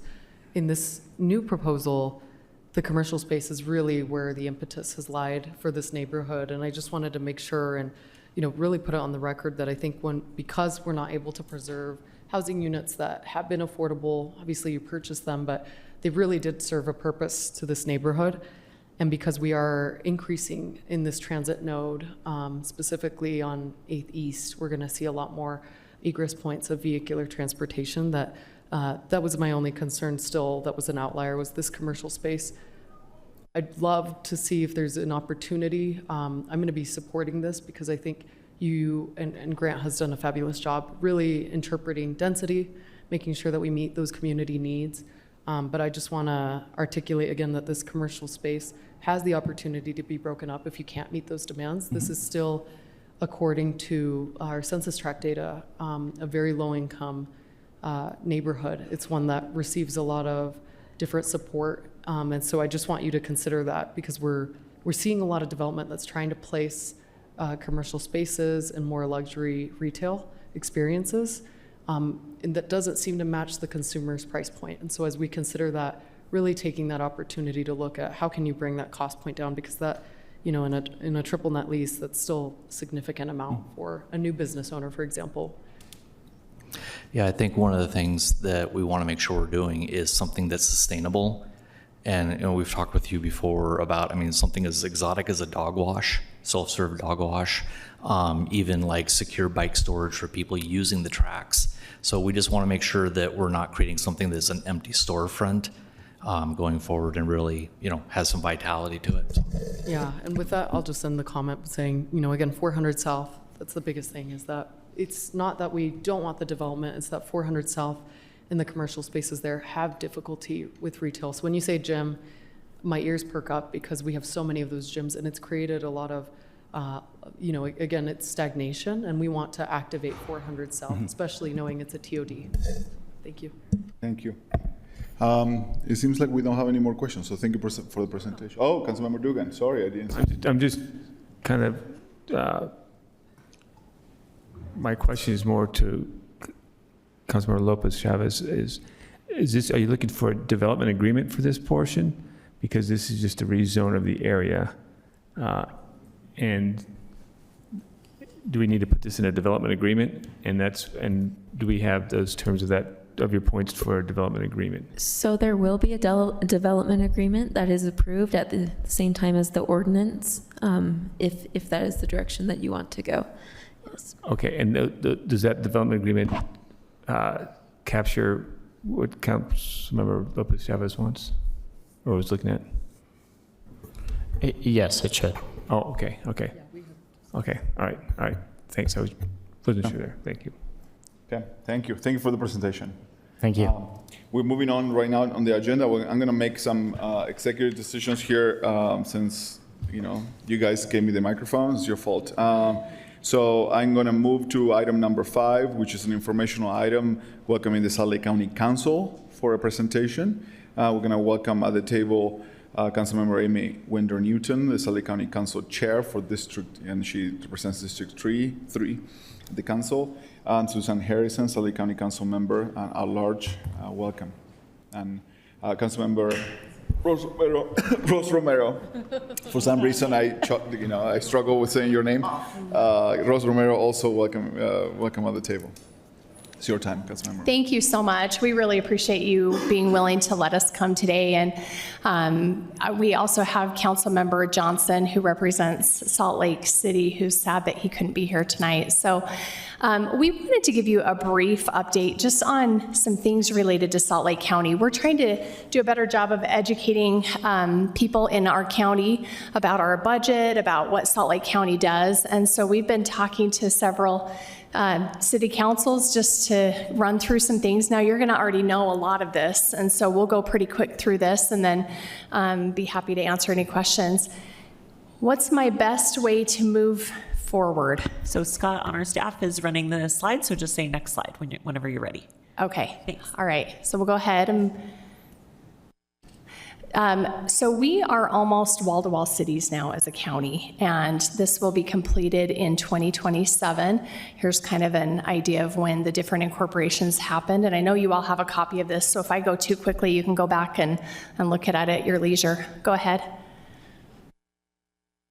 Some have asked, well, if we're wall-to-wall cities, do we still need the county? You guys are pretty well aware of what we do as a county. A lot of our facilities are in your city. In fact, I have a list here of all of our county facilities that are in your city, and we work closely with you on criminal justice. And so anyway, I'll go ahead and move forward. So these are some of the examples of services that we provide. Obviously, the big one is criminal justice and public safety. We have the jail, we do prosecution, behavioral health is something that we do. Elections, you're all familiar with that. The health department, aging and adult services, behavioral health, the culture and arts, and again, you have a lot of our facilities in your city. Conventions and tourism, you're well aware of it. You're also knee-deep in this, and it's a great boon for our economy. And then regional parks and recreation, library services, which doesn't apply to your city because you have your own, and then property tax administration. Go ahead. Obviously, not every city wants to have their own jail or their own, elections or whatever, and so that's why the county has an important role, especially when it comes to regional services. Go ahead. I think you know a lot of our council members. We have our mayor, Jenny Wilson, and then 9 council members, 3 which are at large, and 6 districted, and that ensures that everybody in the county has 4 people that they get to help elect. Go ahead. We also have our independent elected officials that do different things related to property or prosecution or treasuring. Treasuring, is that a thing? Money? Yeah. Go ahead. So one of the things that we are trying to do a better job educating on is our budget. We have a $2 billion budget technically, but a lot of that is passed through. You can move forward. We have about a half a billion dollars that's just pass-through dollars that go to our cities or UTA or others, and we still have to count it on our rolls. So we really have about a $500 million general fund. You can go ahead. And that general fund is the one fund that the council can control, and 74% of that is public safety related. We have things like enterprise funds that our golf courses are self-sustaining and whatnot. You can go ahead. And so just wanted to help you see how much of our general fund was public safety related. About half of that general fund is our property tax. And so that's something that when we look at how to better utilize property tax funds, it gets tricky because there is so much needed for public safety. Go ahead. You can move past this one. You guys already know how property taxes work and how truth in taxation works. You can go past this one too. And then this is the portion of property taxes that goes to the county. You can move forward and move forward.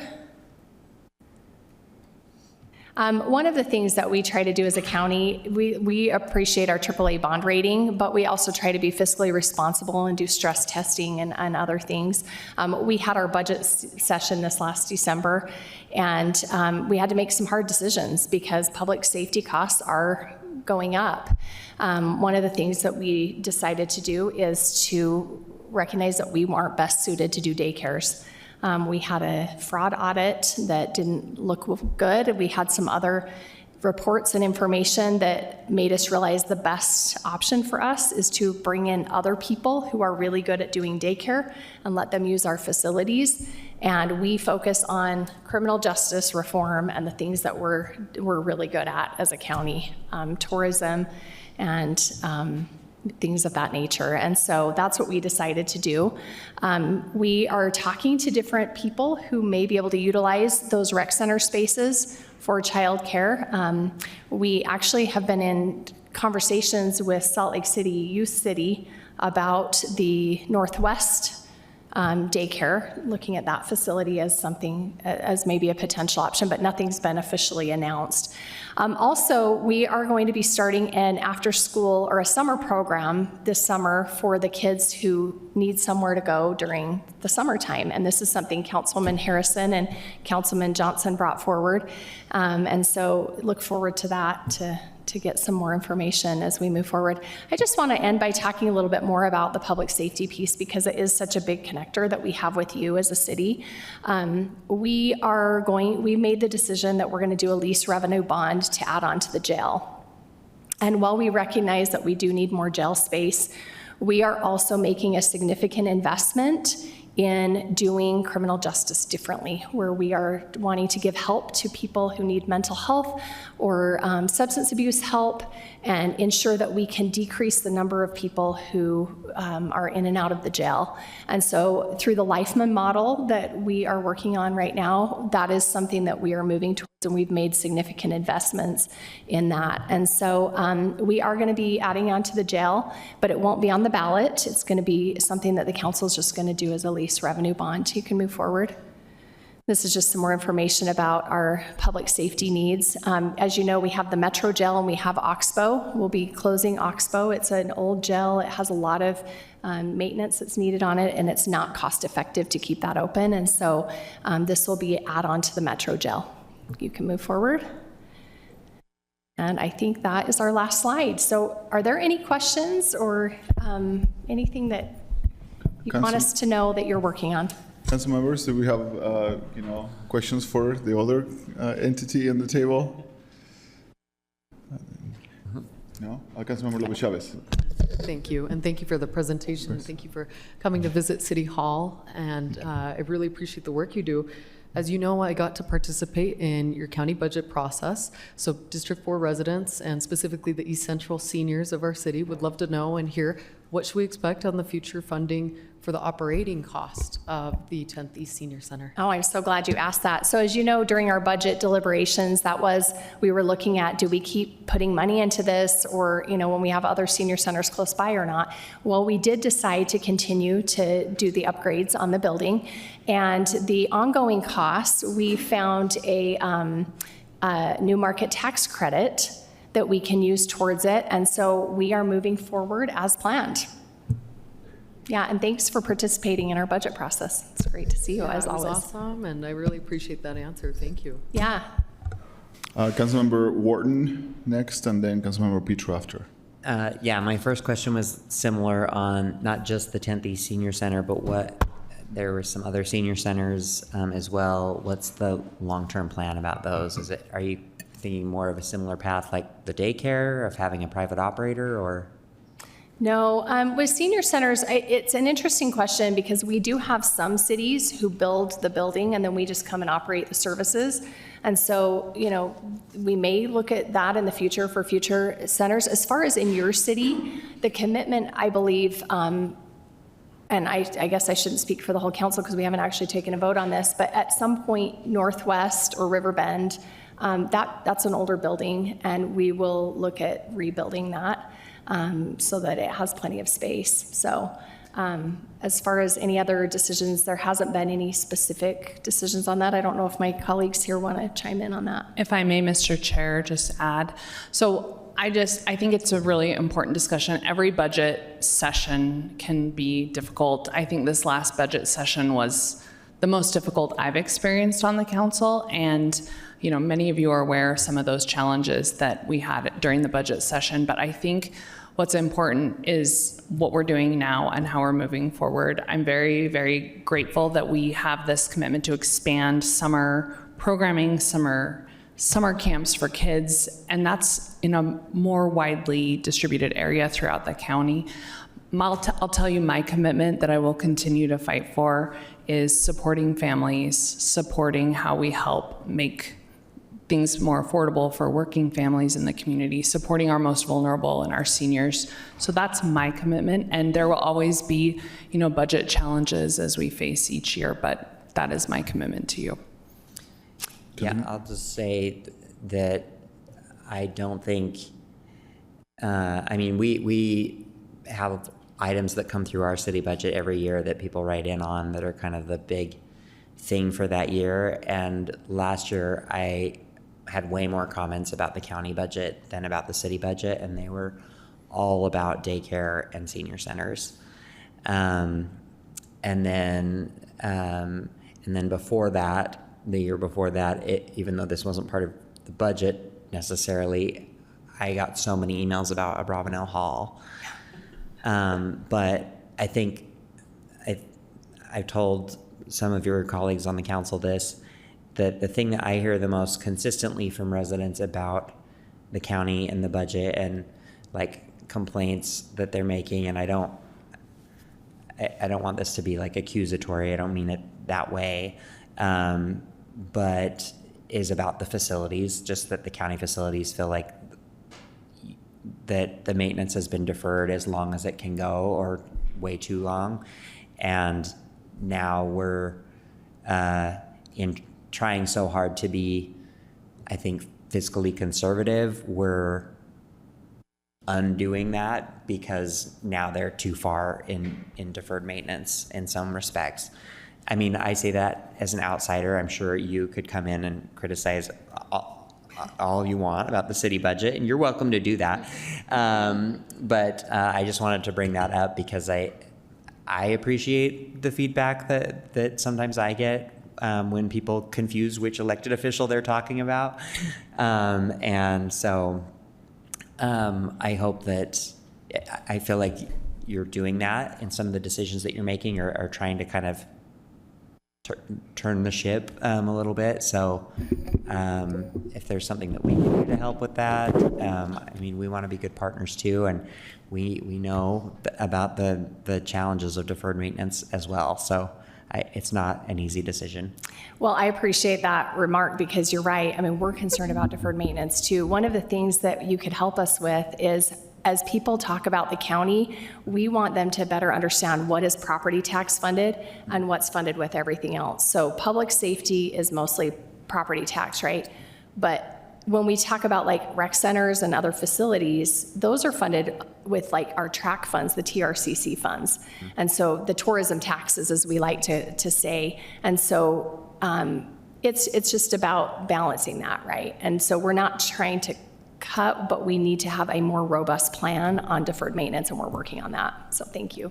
Thanks, and I'm happy to spread that information, share would be that great. information. If I could just also say, I think the feedback is very helpful. One of the reasons why we're doing this is because we're not collaborating enough sometimes with our cities. We actually started this outreach effort with the state legislature members because sometimes they were working in opposition to the county's interest in some ways. So building these relationships, having these conversations, getting feedback is very important. And there is a bit of confusion in this community. I was hearing about the hotel at Sugar House Park recently, so I won't tell you where the views were, but I think you guys got it. Thank you. Thanks for coming. I appreciate this. I feel like we should do this more often. Yeah, agreed. Councilmember Petro. Group therapy sessions. Okay. Thank you for being here. You listed out the services that the county provides. Are all of those derived from statute according to the, so how do you decide what things you provide and what things you don't? That's a great question. So we look at statute first of what statutorily do we have to provide, and then we look at what does the community expect that we're going to provide. And a lot of those quality of life things that you see on there, the rec centers, the parks, that type of thing, because the funding sources that we have like through TRAC and ZAP and all of those, that is the public saying we are interested in this. And so that's where we have done that. Things that we also have to look at, how do we have fair tax policy where everybody can benefit? That was one of the issues with the childcare, is you only have some people who could take advantage of that, right? And so anyway, so we look at how can we be fair to everyone and try to provide service for all. But yeah, it is a lot driven by what we hear from the public, and some of it we've just been doing for a long time too. So I'm going to need you to hear what I say, even if what I say doesn't come out the way it should. Because I think your metric of fairness is disproportionately burdensome to my neighborhood. I represent Rose Park, and I know you care about this. I'm preaching to you. You helped us open the Huntsman Mental Health Center early. This is not an individual indictment. As a matter of fact, I would consider 7 out of the 9 council people that I trust and can work with on anything. However, I'm not just representing that area. I'm a mom who went all 3 of her kids through your county childcare, who was only able to return economically to the workforce because of what was provided there.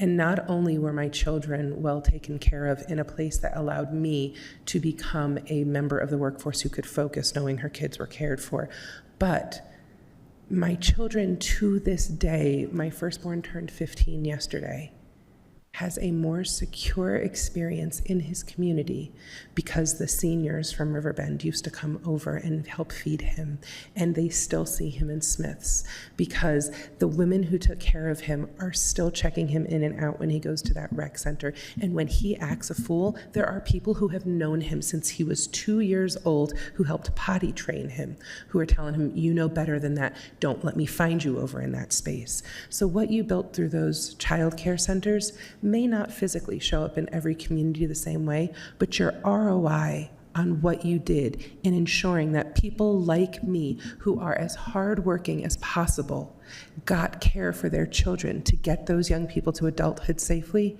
is an investment that wasn't calculated. And I do have to say, it was beyond infuriating to hear it called a subsidy. It's an investment in a utility. I am concerned about getting East Side young people in Draper to adulthood without trauma safely, and they should be concerned about getting my neighbors as well. And guess what? Democracy sucks because sometimes you do the heavy lifting and sometimes you do the receiving. And I can't live in a world where those things come down to just dollars and cents. We're on the precipice of facing our own. We too have an expansive, and there's some programs that we have created dependence on. And at this moment, GDP is not going to show it because defense spending will cover. The lived experience is recessionary. Our neighbors are living in an active recession, even when macroeconomics will not demonstrate it.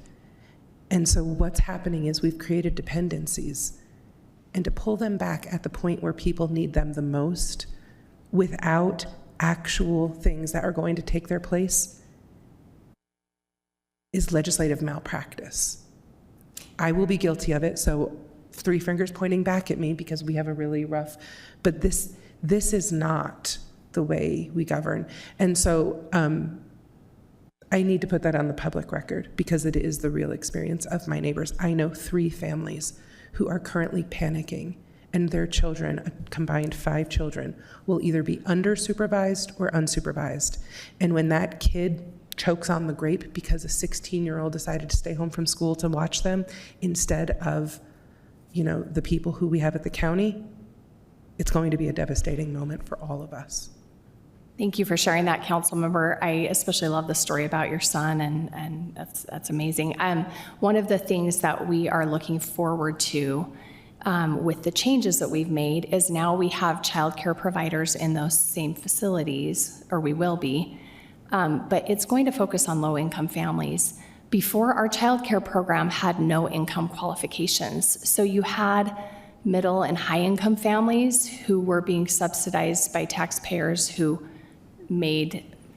were struggling to make ends meet or were on fixed incomes, and we're trying to shift that so we can still keep childcare seats open, but have it focused on low-income families. And so, anyway, you're absolutely right. It's so important to have that community around our kids. So thank you for sharing. Thank you. Councilmember Dugan. Thank you, appreciate it, and thanks for coming to the big city. My question is revolves around the mental health side of the house.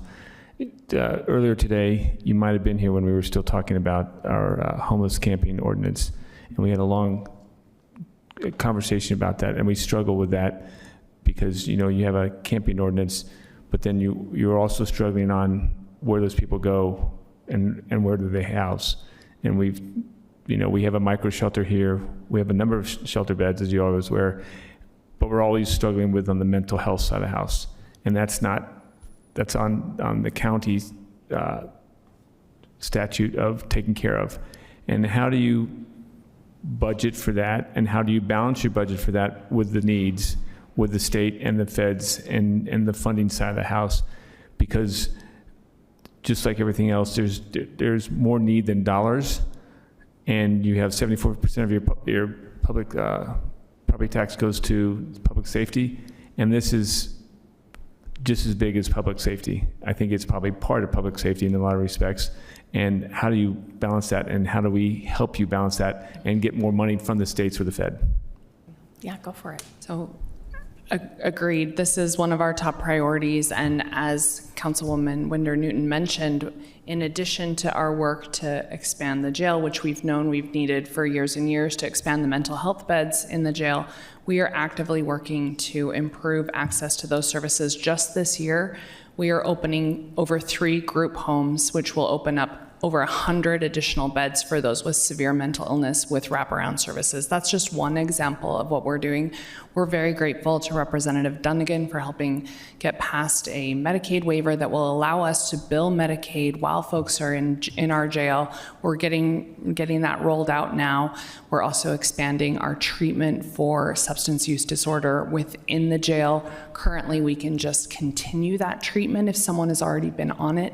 This change will allow us to start someone in that treatment, and that, along with the work that we're doing to expand that warm handoff to the community from, our incarcerated setting, the goal is to get people to the treatment that they need, whether it's substance use, severe mental illness, and housing. And I know you guys have been, I'm preaching to the choir here, we are partners on this, and the state is also part of the stakeholders here in working on this. But we are very committed to reducing barriers that we have control over to get folks housed, get them treatment for severe mental illness, get those substance use disorder treatments more accessible, and then so we stop the cycle, they actually remain in supportive housing after that. Can I just add one thing? Oh, sorry. Yeah, I was just going to say, I was talking to the folks from Intermountain Healthcare today as they came in with a charitable care conversation. And one of the things I brought up to them is how much youth in our community are beginning to suffer stresses because of the immigration status in their home and their fear of detention and their parents' detention. So there's a whole other component that we're not quite having the conversation with. I wanted to put it on their radar because in other states, they're experiencing that trauma in a very meaningful way. And, you know, with what we've seen in the press, we're under the spotlight too. So it is something we're working on and trying to make sure our private sector partners are also recognizing what may be coming and thinking about how they're providing charitable care. And just to add to that, I think part of what Councilmember Romero is saying, and I fully agree with, and I'm preaching to the choir here, is moving upstream so that we're reducing some of those traumas that our families are experiencing throughout the county, you know, with access to affordable childcare, access to like a livable wage, a good paying job, great education, so that we have fewer folks that end up interfacing with our criminal justice system, because it's never been designed as the way to get people on a path to success and mental health treatment, substance use treatment, housing, and supportive housing for folks that need that help is something we are very passionate about. Mayor Jenny Wilson has been really leading out on this, and I appreciate the council's work in a bipartisan manner to get these things going and improve and work with cities like you and the state to make an improvement in the community for our residents. Councilmember, I'll just add too, when you talk about state and federal and how we, you know, do that to help with the mental health, actually Representative Clancy ran some legislation that provides $1 million if we would match to expand the mental health group homes, the ACT teams and all of that. And so we are going to be making that additional investment to draw down those Medicaid dollars and utilize that. And it's, I think, a great partnership to show between the county, the state, and the feds. Thank you, everyone, for, Councilmember Young, so sorry. All right, you said something that just pulls at my heart, so I just wanted to say thank you. I really do appreciate the expansion of the pass access for our kiddos to be able to enjoy the facilities that are available. I know personally that when, you know, you're down to, you know, limited funds in the summer because you've been feeding your kids who normally can get, you know, food at school and other places, that it can be hard to find, you know, opportunities for engagement. And I think that the county leading out on that is incredible. And I just wanted to, you know, express appreciation for that. In a hard budget year, you guys are looking at every last dollar, but I think maintaining that makes a big difference for our families in terms of that engagement. And I'll also say I have a family member who's an employee, and it's a great place for a first job for kids. And they've really enjoyed working and kind of learning about being an employee with the county. And it's an experience that will carry him through life. So thank you for those things. Thank you. Thank you for sharing that. We really appreciate it. And it's part of the work to help our families be healthy, help with cost of living stress, and hopefully get those kids off of those phones more often. So thank you. Thank you for the presentation. Thank you for putting yourself here and setting, you know, finding the time to do this. Councilmember Wynn Newton, you were the only one that is left from the times when I worked for the council. I know. That's crazy. And you're the senior member, I guess. For a few more months. But I not only I learned a lot about policy and politics, really. The county council back in the day, and behind you, another of my former bosses. I think I had everybody as a boss at some point. No one knew what they wanted me, or at some point they didn't want me anymore. But I. One of the things that I learned from you and from this council is generally a willingness to work together. Absolutely. And right now we have a few big projects. Certainly we have many that we're partners, community centers, senior centers, and theaters, and where we are really partners, investors in it together. But the Salt Palace and the district, we are partners in the success of it. I struggle sometimes with understanding why Salt Lake City is only sometimes partnered on those with you, but there's, the state sort of seems to be pushing their responsibility and their benefit, because they also benefit from the success of these facilities that bring and attract money to the state. So how can we sometimes, how could we be part of sharing this story into trying to convince those that may have those resources to really invest on something that is not a benefit to Salt Lake City only, it's a benefit to the whole state. And that's what I worry sometimes, that many think that benefiting Salt Lake City is a problem, and this is bigger than that. Well, I'll just say, I think our state leadership, like our governor and the Senate president and speaker, they understand the tourism piece and what you guys help provide with having a nice place for tourists to come and participate in the arts and culture and whatnot. I think we saw that when the discussion was had on the downtown revitalization. So I think that's a positive step in the right direction, is that people understand better what you guys are doing for the whole state and what you're generating for everyone in tax revenue. So thank you for that.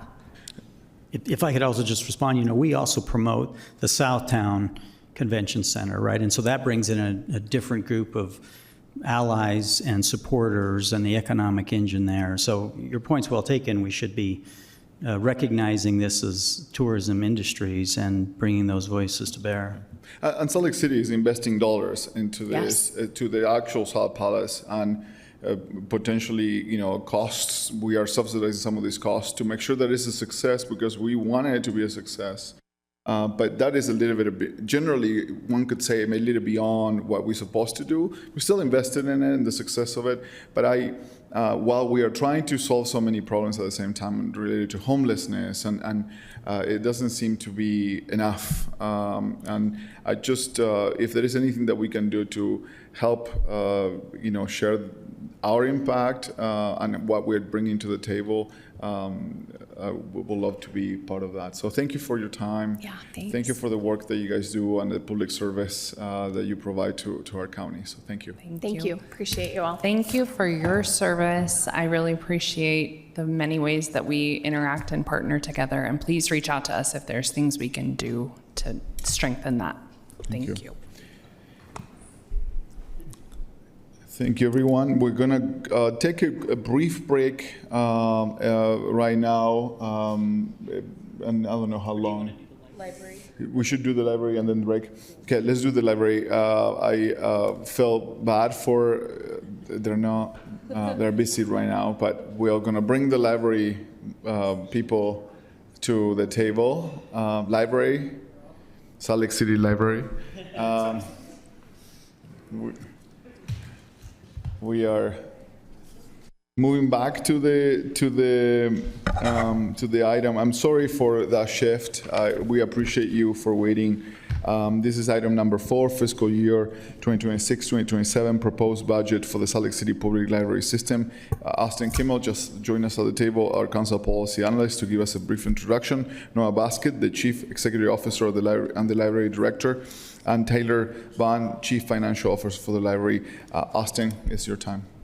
Great. Thanks, council members. And this, I think, officially kicks off budget season. So I just want to give a brief introduction before turning it over to Noah and Tyler. As you mentioned, the Salt Lake City Public Library is here to present its FY27 annual budget. The total proposed budget for this fiscal year is $53,193,189. This is an increase of about $10 million or 23% from FY26.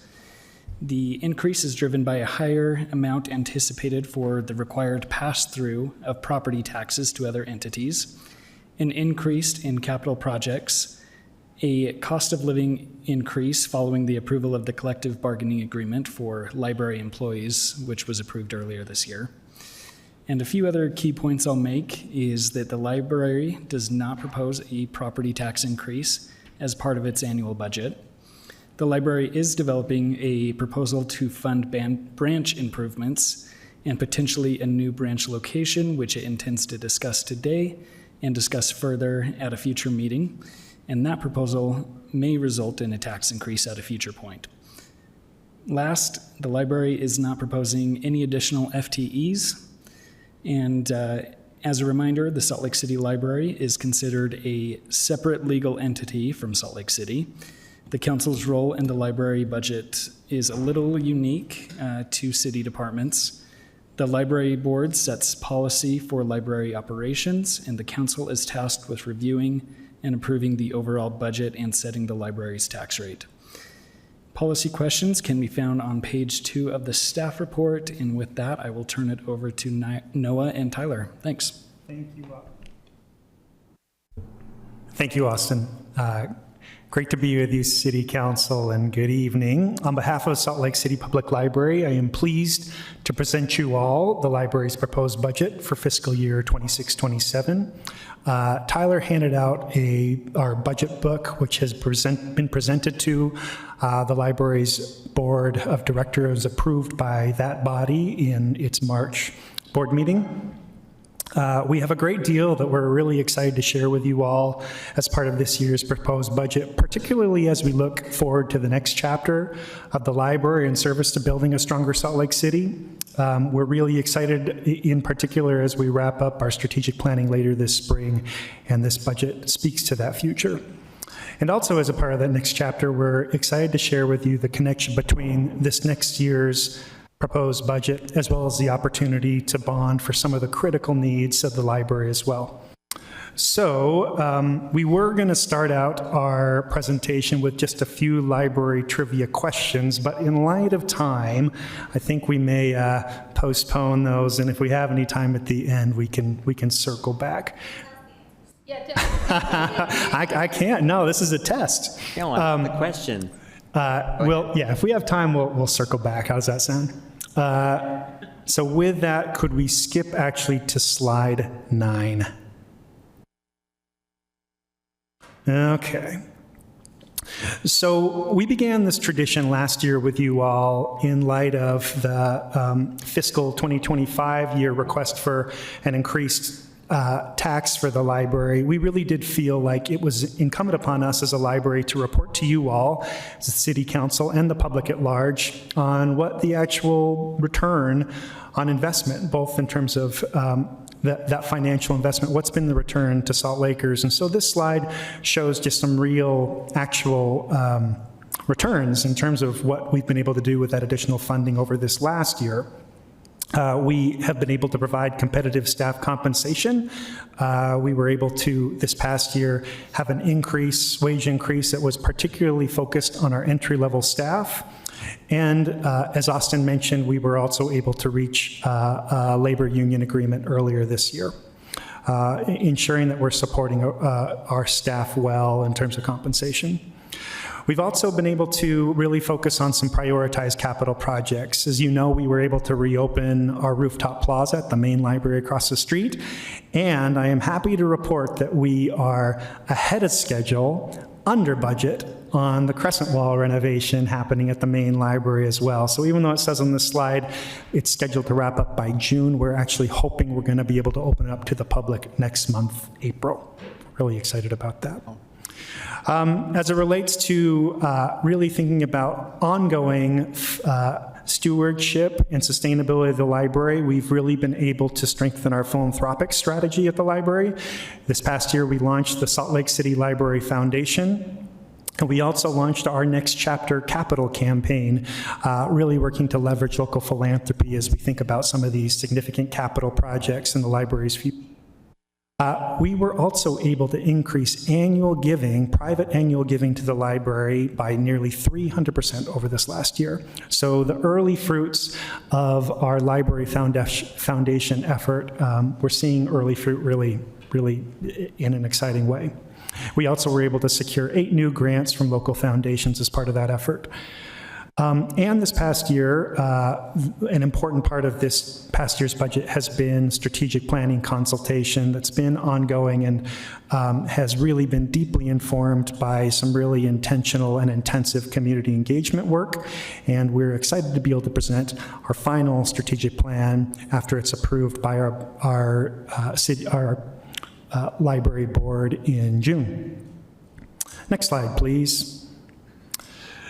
I will point to the right side of this slide first in terms of some really encouraging statistics. This last year, we saw foot traffic across the library system increase by 20%, about 1.3 million visits to libraries across the city. That's a pretty significant year-over-year increase.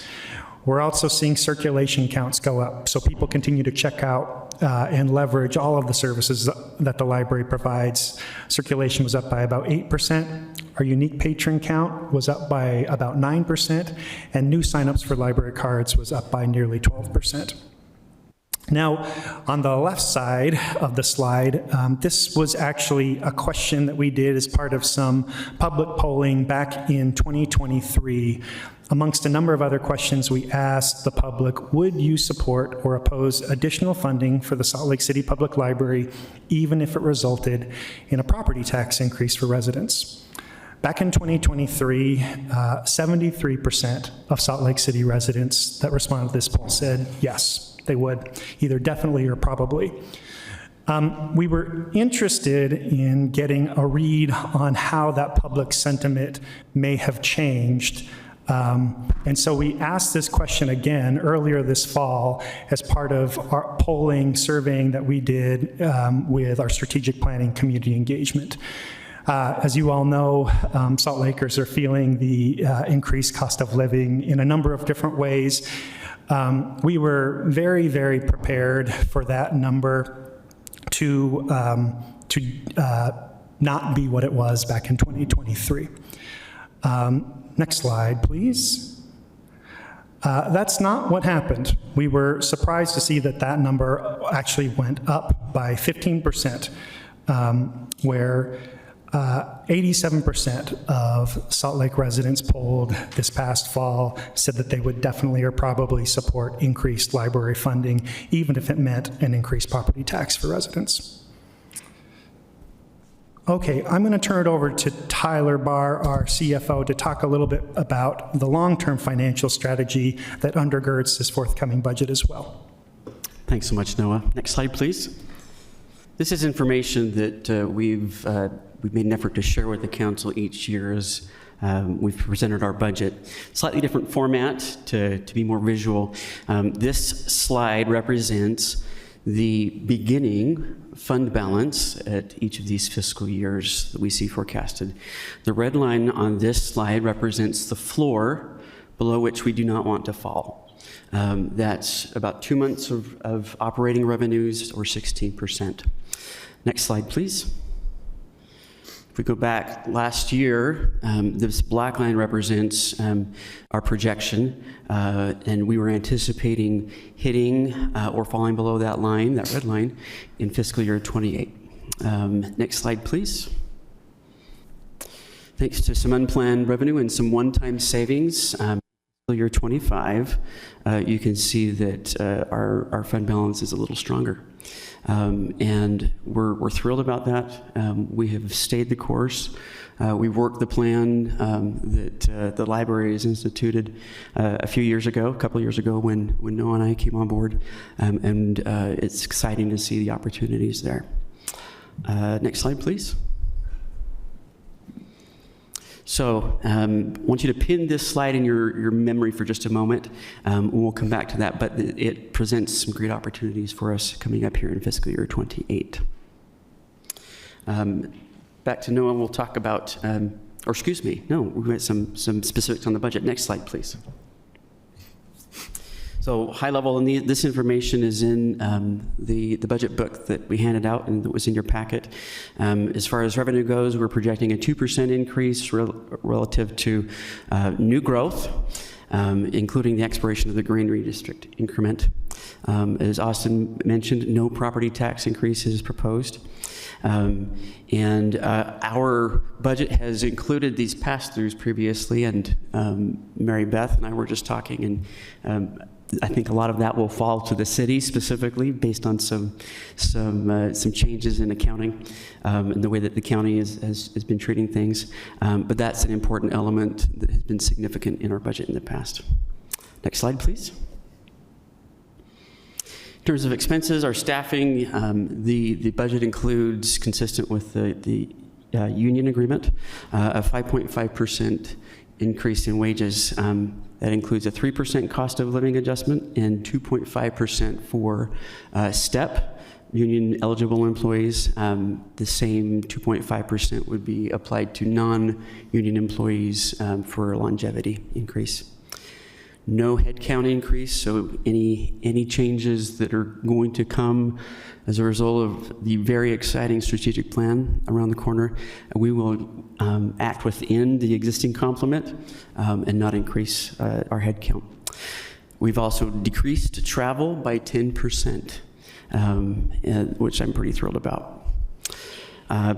In terms of our strategic plan, programmatic enhancement is a significant piece. We are aligned with the mayor's priorities of child, youth, and technology literacy, workforce development, civic engagement, and English learning.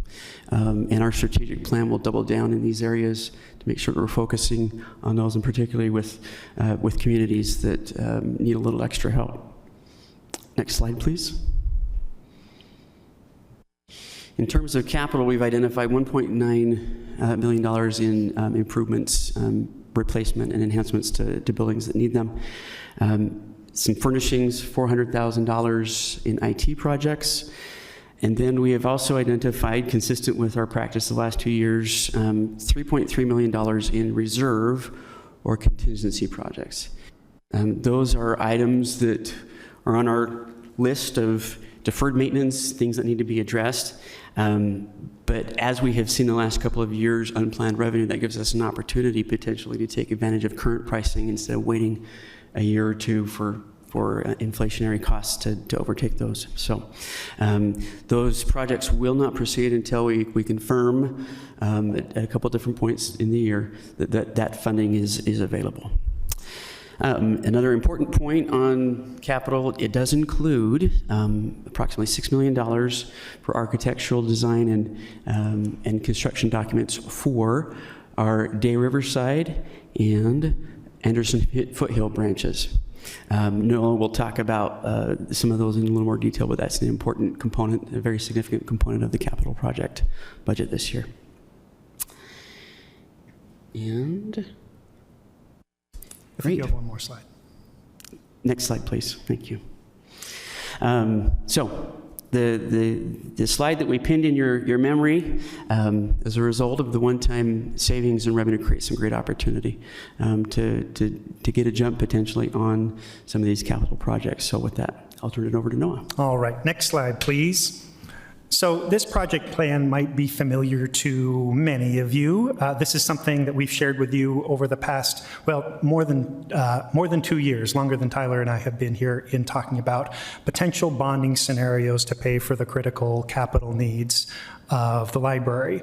You can see here, I know you can't see a lot of the details of this project plan, but it involves a number of steps related to community engagement that I know a number of you all have been actively involved in, really to take that community engagement to work with our architectural consultant, MSR, to develop concepts that then really inform these future capital builds, specifically a rebuild of the Anderson Foothill Library, recognizing that there's some really significant capital improvements that need to happen there in short order for it to continue to be usable by the community, a renovation expansion of the Day Riverside Library, and a new full-service library in the Ballpark neighborhood.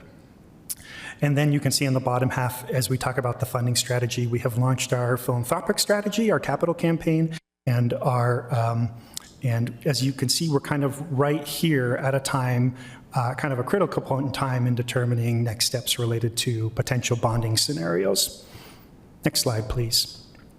And just as a bit of a recap of kind of where we are, you know, the Anderson Foothill Library, our highest circulating, highest door count library across the city, there continues to be significant settling issues that are happening. In fact, we recently reviewed the structural report from our consultants from 2023, and they said, you know, within the next 3 years, you're going to have to do significant remediation work for that library to continue to be habitable, and here we are in 2026. We have done a great deal of community engagement, as I've mentioned. We've spent about $400,000 in that design consultation thus far. We do have included, as Tyler has mentioned, in fiscal year 2027, $6 million in the proposed budget that would cover the cost of architectural designs and construction documents. We've launched our capital campaign. We are deeply grateful for Councilmember Petro's support of the community project funding submission to Representative Malloy in support of the Day Riverside expansion. And included in the handouts that Tyler passed with you all, the Government Financial Officers Association awarded the Salt Lake City Public Library its award for excellence in government finance early this year. And so, it relates to both some of the planning related to these capital projects and some of the long-term financial forecasting that Tyler's team has done. So really honored to be receiving that award. Next slide. So you can see there's, I'm going to talk through two kind of separate scenarios here to update you a little bit on some of the library's thinking regarding some of the potential bonding opportunities in front of us. Next slide. So first, the possibility of a general obligations bond. So we have had several conversations with you, City Council, over the last 2 years, have been in coordination with the financial office, finance department of the city, as well as the mayor's office around this possibility of a GO bond for the library. It's a large scope. It includes all three capital projects that we've discussed, including a full-size ballpark library. A GO bond does have a bit of a fixed timeline. The City Council would have to approve placement on a ballot by August, and residents would vote in November.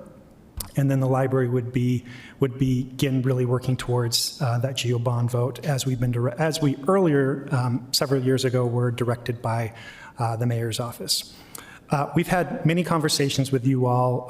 We've heard a lot of really good feedback from City Council just around the timing and around the scope, and recognizing other costs associated with just the cost of living that you all are hearing from residents, and have really appreciated that feedback and have taken it to heart, have listened deeply, and in light of that feedback, are bringing forward to you all another route forward to try to address some of these critical capital needs through a local building authority bond. Next slide.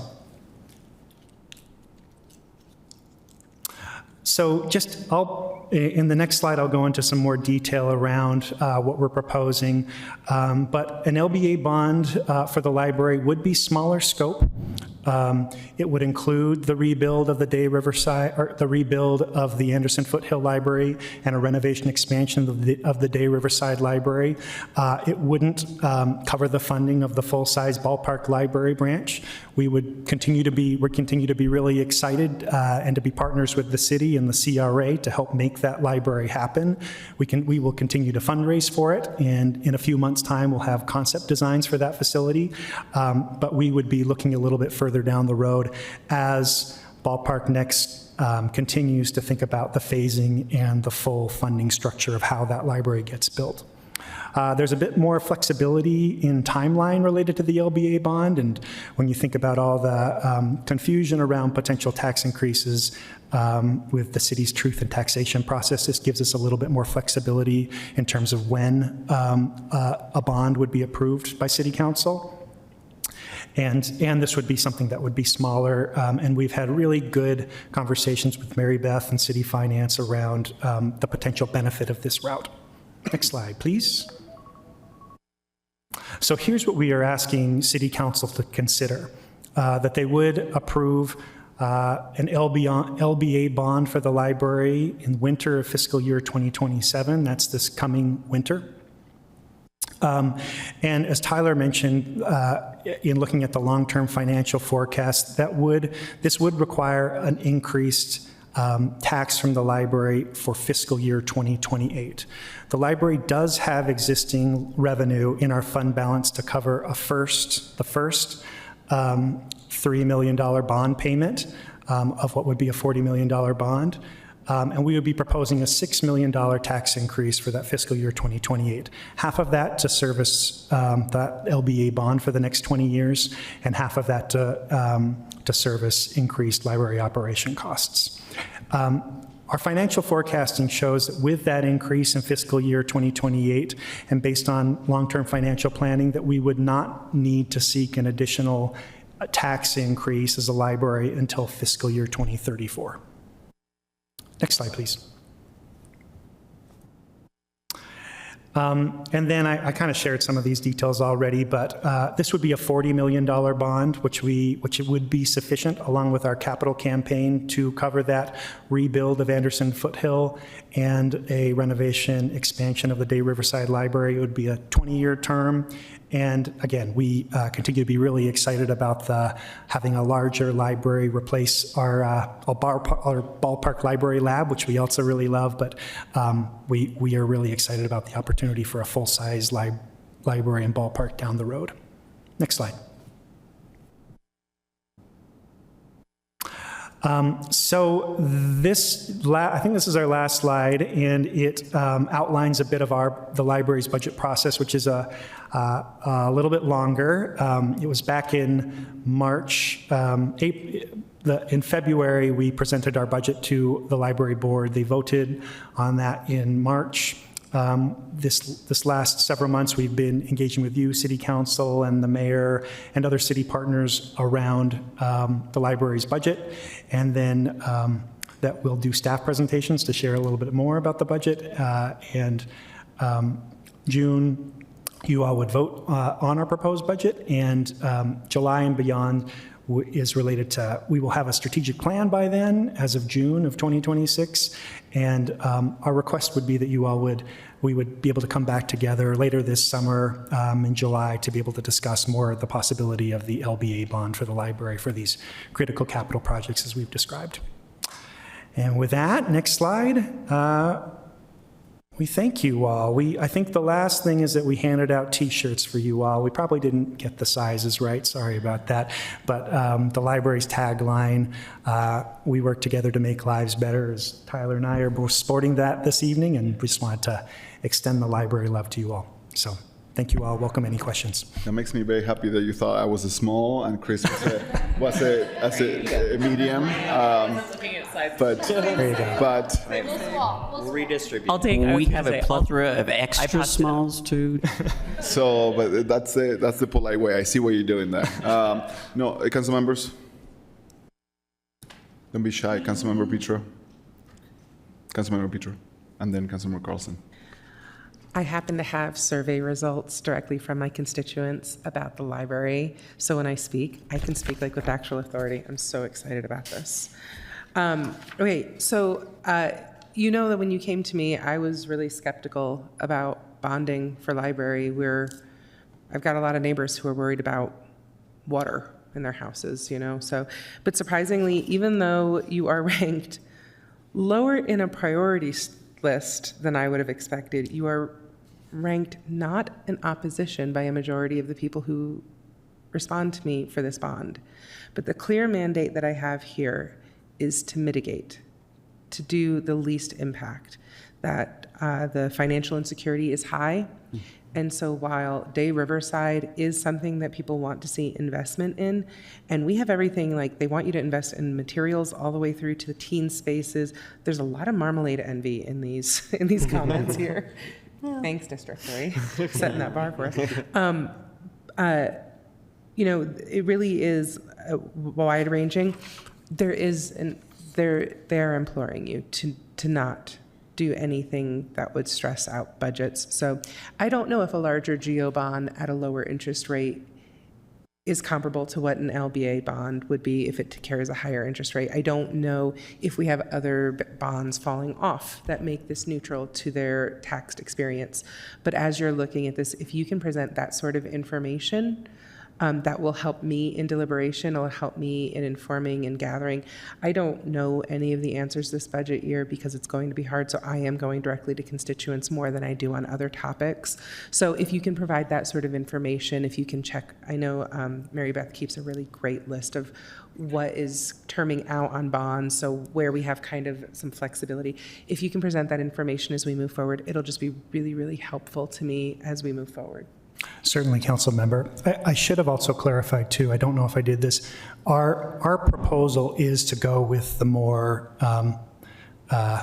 scaled back bond. So it certainly is mindful of what you're hearing from your constituents around concerns around overall cost of living and really mitigating that cost. And so that of those two pathways, we are proposing the less impactful path. And we have worked with the city around when different bonds fall off, and that's part of why they have directed us to think about this, just to make sure that the city preserves its flexibility and capacity to do other kinds of bonding in the future, which we really appreciate.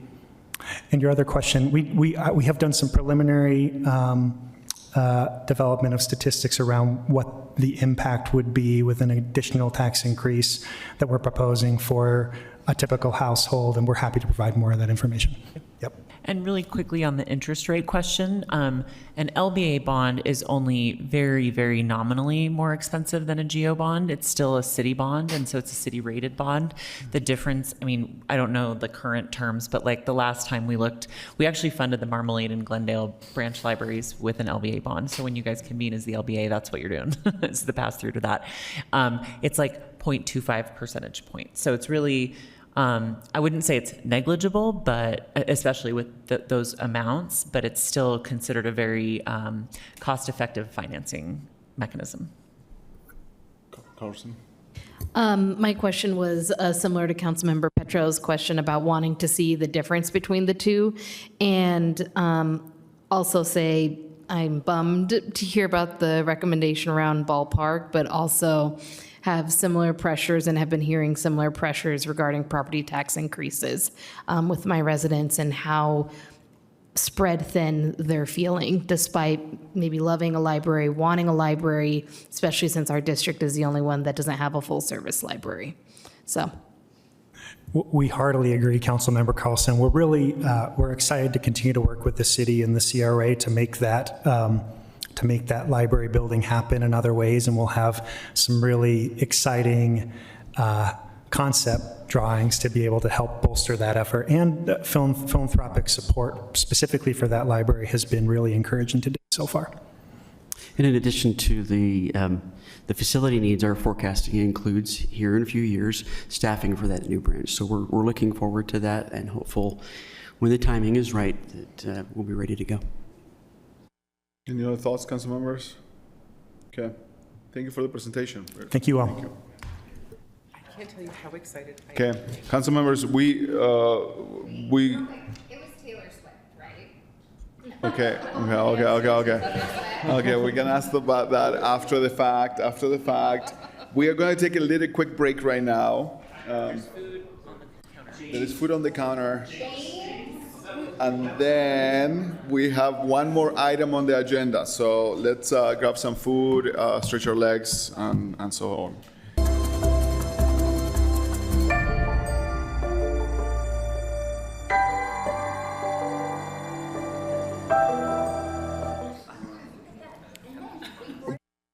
On the agenda to item number 6, This is for fiscal year 2026. I need one of those like hammers. What is the name of the thing? The gavel. Yeah. Fiscal year 2026-2027 funding allocations for federal housing and community development grant and city funding our future housing program follow-up. At the table, Alison Rowland, council policy analyst, and available for question, a lot of Tyler Durfee, Dennis Rutledge, and Jack Markman. All of them work with community development policy and and community development grant supervisors and grant specialists. So thank you everyone for being here. Alison. Thank you, Mr. Chair. You may notice this is actually Heather Royale, not Dennis. but Dennis is what was listed. He's not able to be here this afternoon.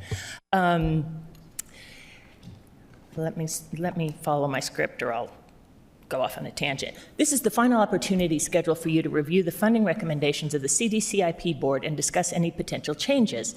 Responses to your most recent questions from the second briefing last week can be found in attachment C7 of the updated staff report. Also, Housing Stability received the finalized federal funding amounts yesterday, which is earlier than usual. Overall, HUD will provide $41,000 more, approximately, than CAN had estimated, but the increases and reductions are unequally spread across the different categories, home, HOPWA, CDBG, and ESG. So this limits, the fact that they are spread across the categories limits the kinds of changes that may be made to the proposed funding amounts for applicants. And you should also note that the amount of funding of future funds has not changed since these were allocated by the council as part of the FY26 budget. The Housing Stability Division worked quickly yesterday and today with the new information from HUD to apply the contingencies that are proposed for FY27 to identify which organizations would be affected positively or negatively by the finalized funding from HUD and the changes in funding for Housing Division staff. As you may remember, the Housing Division takes a small percentage of from each one of the categories to cover their own administrative costs. So the changes overall include that home funds were increased by almost $15,000, HOPWA increased by over $71,000, CDBG decreased by $36,000, and almost $37,000, and ESG decreased by $7,500. These are reflected in the updated funding log, which I attached to an email I sent to you a few hours ago. And they will be highlighted in pink on the simplified funding log tab that I'm going to put up on the screen as soon as I remember. The other things to keep in mind that I highlighted on at least the version I have up on the screen and in the one I sent to you, there's the highlighted items in violet mark where the council seems to have agreed in the April 7th work session, and the ones highlighted in yellow are funding changes that were suggested by one of the council members or more of them, but not yet agreed to by the group. So I will get my screen up as soon as I can, and Mr. Chair, as you would like to continue, I'm ready, almost. I think that maybe that was the best way to go. There are definitely more items that are sort of pending in the Funding Our Future than anywhere else, but that may just mean that you'll go faster through the first ones. Oh, let's. Sorry, I seem to have. What have I done? There it is. Oh no. Oh. I apologize. This is supposed to be the easy part.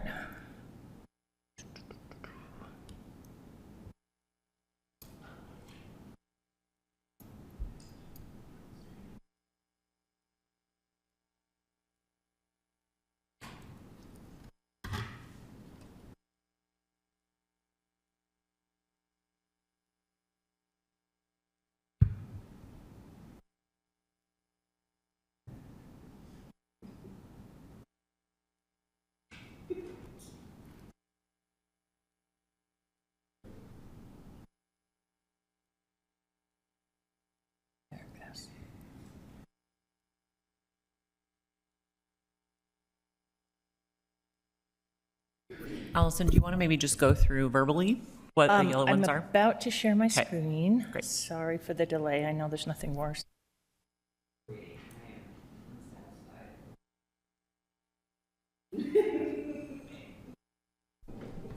A different item. Oh, yeah. We,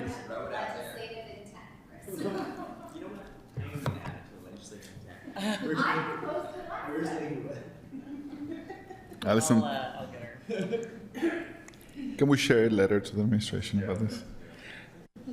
Thank you, Allison. So we're here on the neighborhood. This is the CDBG, Neighborhood Housing and Infrastructure. Yes. Because number 10, community, well, the CDCU was the lowest ranked one in this category that received funds, it's marked in pink, and because of the way the contingencies are written, it lost approximately $24,000 because this amount came in lower than expected. You'll see that the Housing Stability Division also will charge about 80,000, is that right? Less, or is it 8,000? 8,000, sorry, decimals count. So on that section, council members were good? Okay. Yeah, like bump contingency over council funding recommendation. Yes. Yep. And then in the Public Services Division, the item that lost because of the reduction in contingency funds, or rather the reduction in funds, is number 19, the road home. And so it's down by about $6,000. I believe you had decided on agreeing with the mayor's recommendations for number 14, the Wasatch, the 4th Street Clinic, and then you also added another $10,000 to that. You reduced number 17, South Valley Services, to 0, and you took the other $50,000 from that and added it to something further down the page. Excuse me.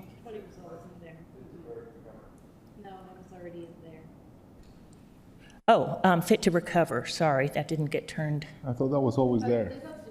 Oh, you're right, that was already there. What has happened here? Oh, what, there's one still further down, Salt Lake American, there it is, where the 50,000 Yeah, Salt Lake is. American, that's what it was, you're right. Yeah, sorry about that. And then you had considered moving 50,000 from number 16, Thrive Center, to Wasatch Community Gardens. And I'm not supportive of that. Someone other than the chair can propose this drop. On whether to move, also on funding our future dollars, right? Right, it's two different, waiting to see what. Oh, sorry. If staff has an update on that, I would appreciate it, because I know they applied for FOF as well. So what the difference is between the FOF funding and the CDBG funding? for For Wasatch Community Gardens. Did they answer that question? Did they get back to you guys with information about that? Yes. So for CDBG number 27, that is to support the salary of a job training program director. For funding our future, that is to support the salary of a case manager. And we have additional information we can give as well. But both are associated with the green team? Do you want to get that? Yes, that's correct. They're both associated with the Green Team. The Funding Our Future application is case management, and the CDBG application is programming. So they're two parts of the same piece. And the recommended amount in Funding Our Future is $52,600, so slightly more. Is there a motion, a proposed straw poll? I would just keep it the same, thanks. Let's keep on going down the list. And although those colors are great, by the way, I am so lost because we had the old numbers, now having the new numbers, and I thought I had a good understanding of the old numbers now, but we'll get there. If we move along from there, we'd be at Emergency Solutions Grant.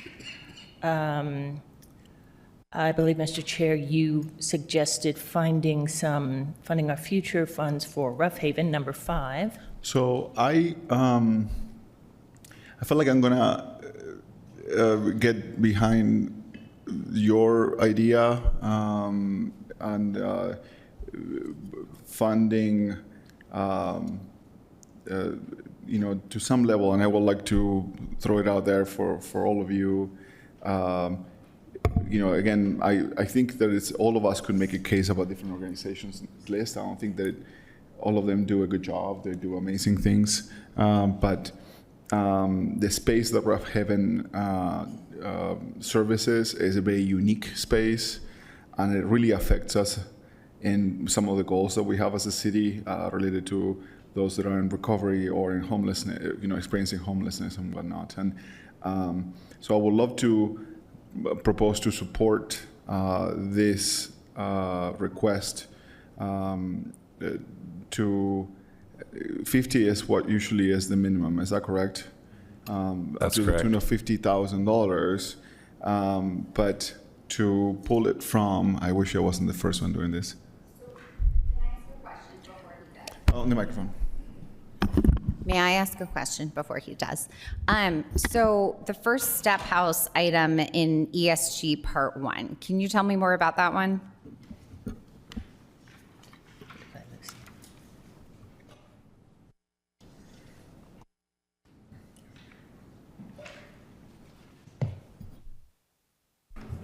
Took number 3.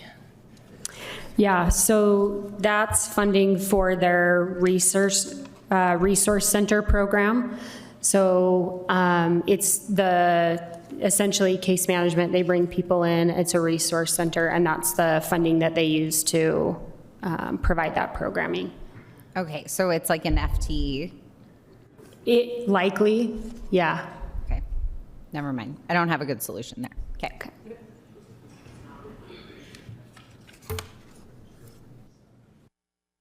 But let me do this. Let me put a pause on this idea for 1 second, and then, because I feel like maybe a question coming in later may answer or not the potential here.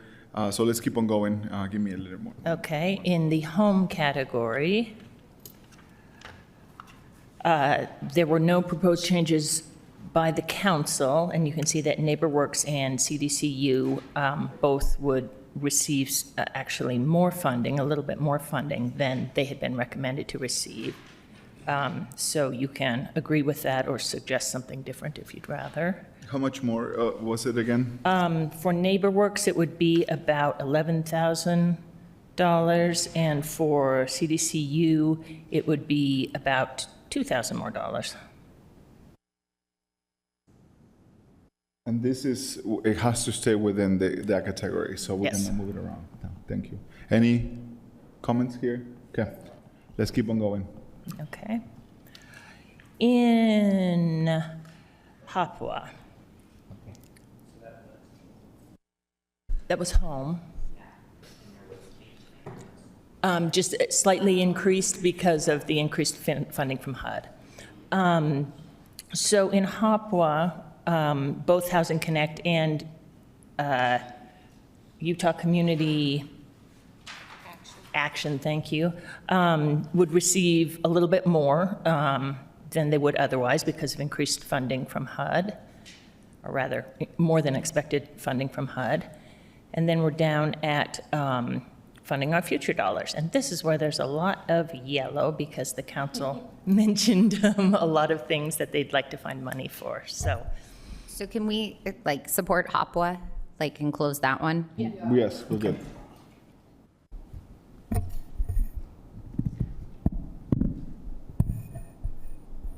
we on funding our future? Yes, so Funding Our Future is exactly the same because it didn't receive any HUD funds. Yeah. So you have the same dilemma as last week. Okay, I would like to phone a friend.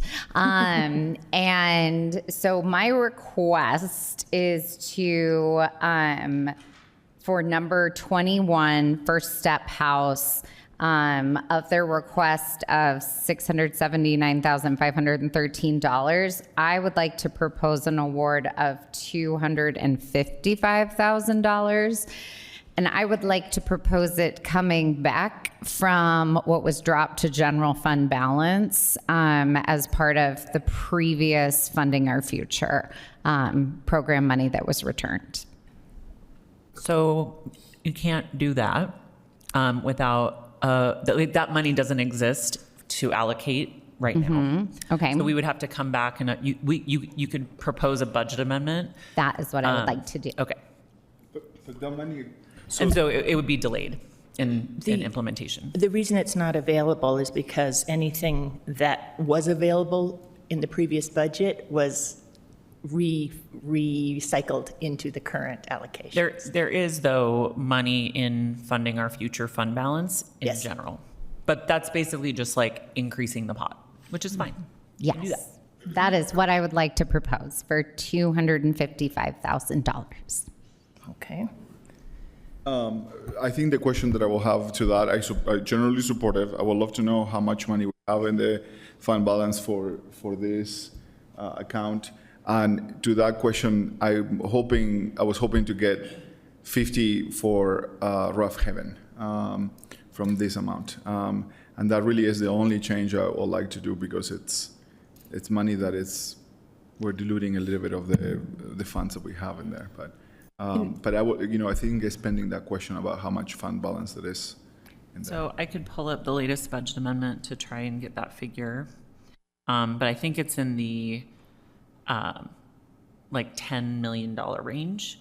I know that last year we balanced the budget with Funding Our Future fund balance, so I would just throw out that caution. Well, this is the conversation I had with all of you last time, that we are making decisions ahead of the bigger conversation. And I wish that maybe next year we move back Funding Our Future back to the budget so we can actually make these decisions that feel like a little disconnected from the general budget, because they are right now. We don't have the general budget in front of us, but because of this is what it was created by this process. So we're following the process as it is in front of us. But I would love for you, council members, if you feel like maybe we should bring back Funding Our Future back to the budget like it was every year since, so we can make decisions as a whole. I would love to, I think it would be nice for the administration to hear that. But now going back to your question, because I think that's only fair to close that, to your proposal. I think we want everybody, how do you guys feel about the $255,000? And I'm clarifying, the Funding Our Future fund balance is not not general fund balance. It absolutely is. Yes. It's just we track it separately so that we can make sure we don't spend it on just regular general fund things. Yeah. And this 255 was from the unspent money of the Funding Our Future programs from prior years. So yes, but it basically goes back towards that. So there's not like a pool of money necessarily. So I understand like the budgetary ask is out of the norm, but that is what I am proposing. Right. And I just want to also just everyone to understand that's where the magical number of $255,000 came from. But on the Rough Haven side of the house, that was from Funding Our Future. They didn't apply the Funding Our Future funding. That was applied to ESG. Right. ESG And money. I think I don't know that it would fit within the Funding Our Future, that Rough Haven would fit within the Funding Our Future categories to use Funding Our Future fund balance that way. Even if they do, like, housing and homeless services, and that's what. Well, homeless services is not in Funding Our Future, but housing is. But it could be. So I guess maybe we should check on that one. But okay, let's close the one question. Any other thoughts about the proposal that Councilmember Young brought to the table? and how do you guys feel about them? And I can speak to it. Can I have 1 minute? Yes, go ahead. So my why is when looking at kind of the various proposals, I understand some of the feedback we've received related to First Step House and their, approach of combining applications didn't fare well in the kind of process, and they probably would have been better served to keep them separate. But the larger issue for me, because a lot of people could make that argument, and I don't want to go back into the space of negotiating what points got where and things like that, because we are where we are, let's stick with that. The biggest issue for me is the fact that they're receiving funding from the county and from other various areas for housing vouchers. These are case managers that make the delivery of those vouchers available. So it's a question of being able to put personnel in place to be able to administer some of these other larger scale programs that ultimately support the housing needs more comprehensively than just saying this is going for a single voucher and we're getting a return on that. We're able to see that money go further. That's my why. Thank you. Okay, I think to show your feelings, I guess, is the next step. So, And it's just First Step House, not the Rough Haven. well, I'm asking for one question right now. Okay, Yes. but we're not voting on Rough Haven right now. Right, We're- second now. Clarification. on Yes, it. Rough Haven. I mean, it's first step, 255. Do we have any idea what that does to fund balance? Not that it matters. because- So the fund balance for Funding Our Future, the last budget amendment is 22 million. So it would just take that down. There's not a requirement for Funding Our Future fund balance, the way we have for general fund balance, that it be 13%. So by doing this, even though it is general fund balance, we are not impacting that 13% general fund balance? No. Okay, thank you. No. That's what I was worried about. Okay. Wait, But I think, I wouldn't be doing my job if I didn't flag that. There's always nuance. Yeah. Jen, if you Well, didn't that bring it's a slippery slope. If you didn't bring a nuance, I wouldn't I did my recognize job. you. I can be quiet now. Okay, Chris has a question. So how do we, I mean, I'm supportive of this, but how do we not make this an annual thing and multiple? How come somebody else doesn't do this same thing next year? And that's where I will say I do support Councilmember or Chair Pui's recommendation that we move this back into the larger budgetary cycle conversation, because then I think we align the resources to be able to have more clarity on what the needs are and whether or not these things will impact the larger city budget and the plan for the next fiscal year. I also, in my meetings, told people that I understand the difference between trying to make up a gap in funding right now and having a year's worth of warning. And I've warned everyone that I've spoken to that CDBG is being suggested to be cut to pay for a voluntary war. So the likelihood that we even have these funds next year is a high question. So I've warned everyone. I think that is something that I would ask this office to do, is to let every applicant know that the likelihood of this next year isn't very high. But Yeah. I think staving off a crisis is in our best interest.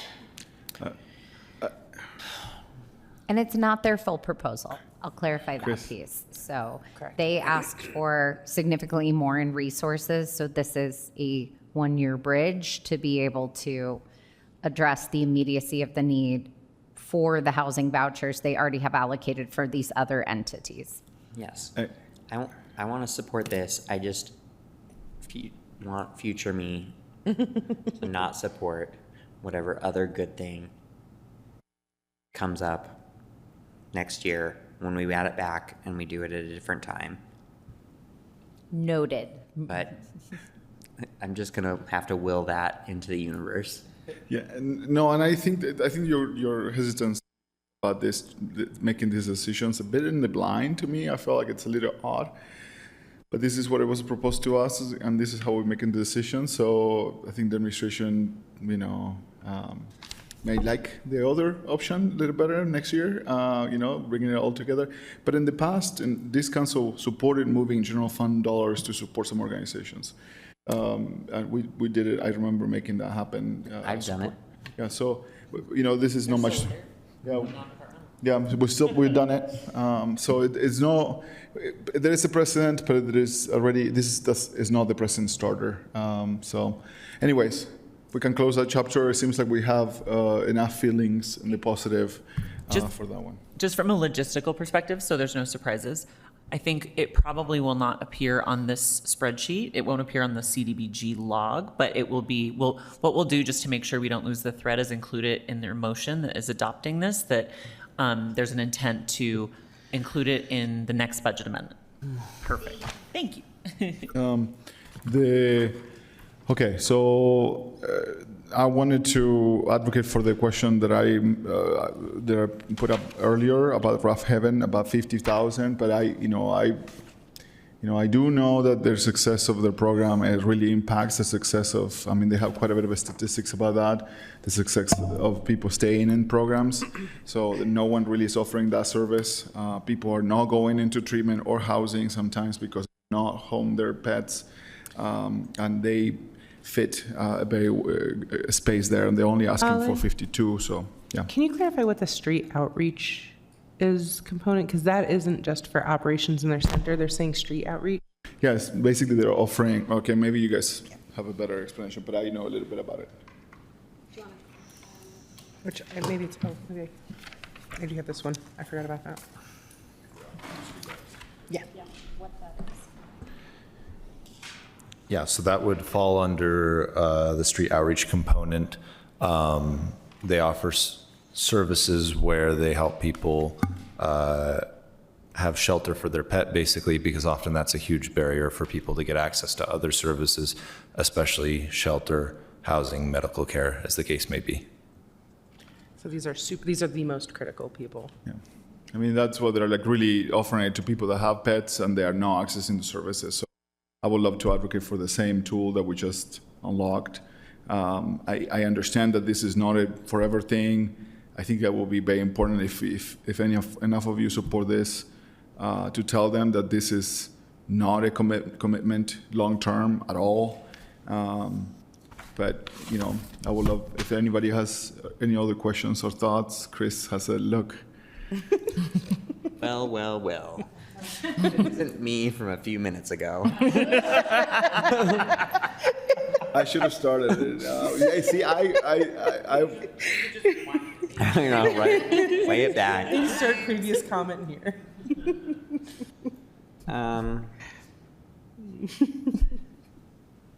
Yeah, I don't.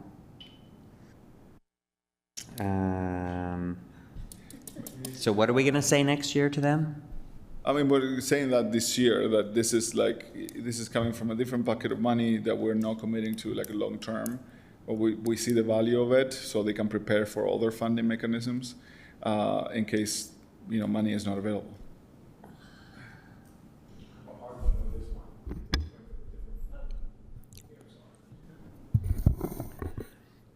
I understand the desire because I have a hard one. This is coming from a different. It wasn't in the competition with the same Funding Our Future competition as the rest of them. And there's competition and there's Funding Our Future programs that applied for the Funding Our Future funding that didn't get applied. So, and back to Chris' points, there's about $1 million+ in that Funding Our Future that would love to get funded but didn't get funded. And so, and I appreciate the program, but I also appreciate other programs at the same amount for the same reason. Yeah. And I'm just kind of concerned that we're ended up with that. Okay, everyone wants another $50,000. Everybody gets their own pet project for $50,000, and then you're always now you're just snowballing on that. So that's where my concern is. Councilmember Carlson. If you wouldn't mind reminding me, is there a mandatory amount for Funding Our Future? Does it have to be 50,000?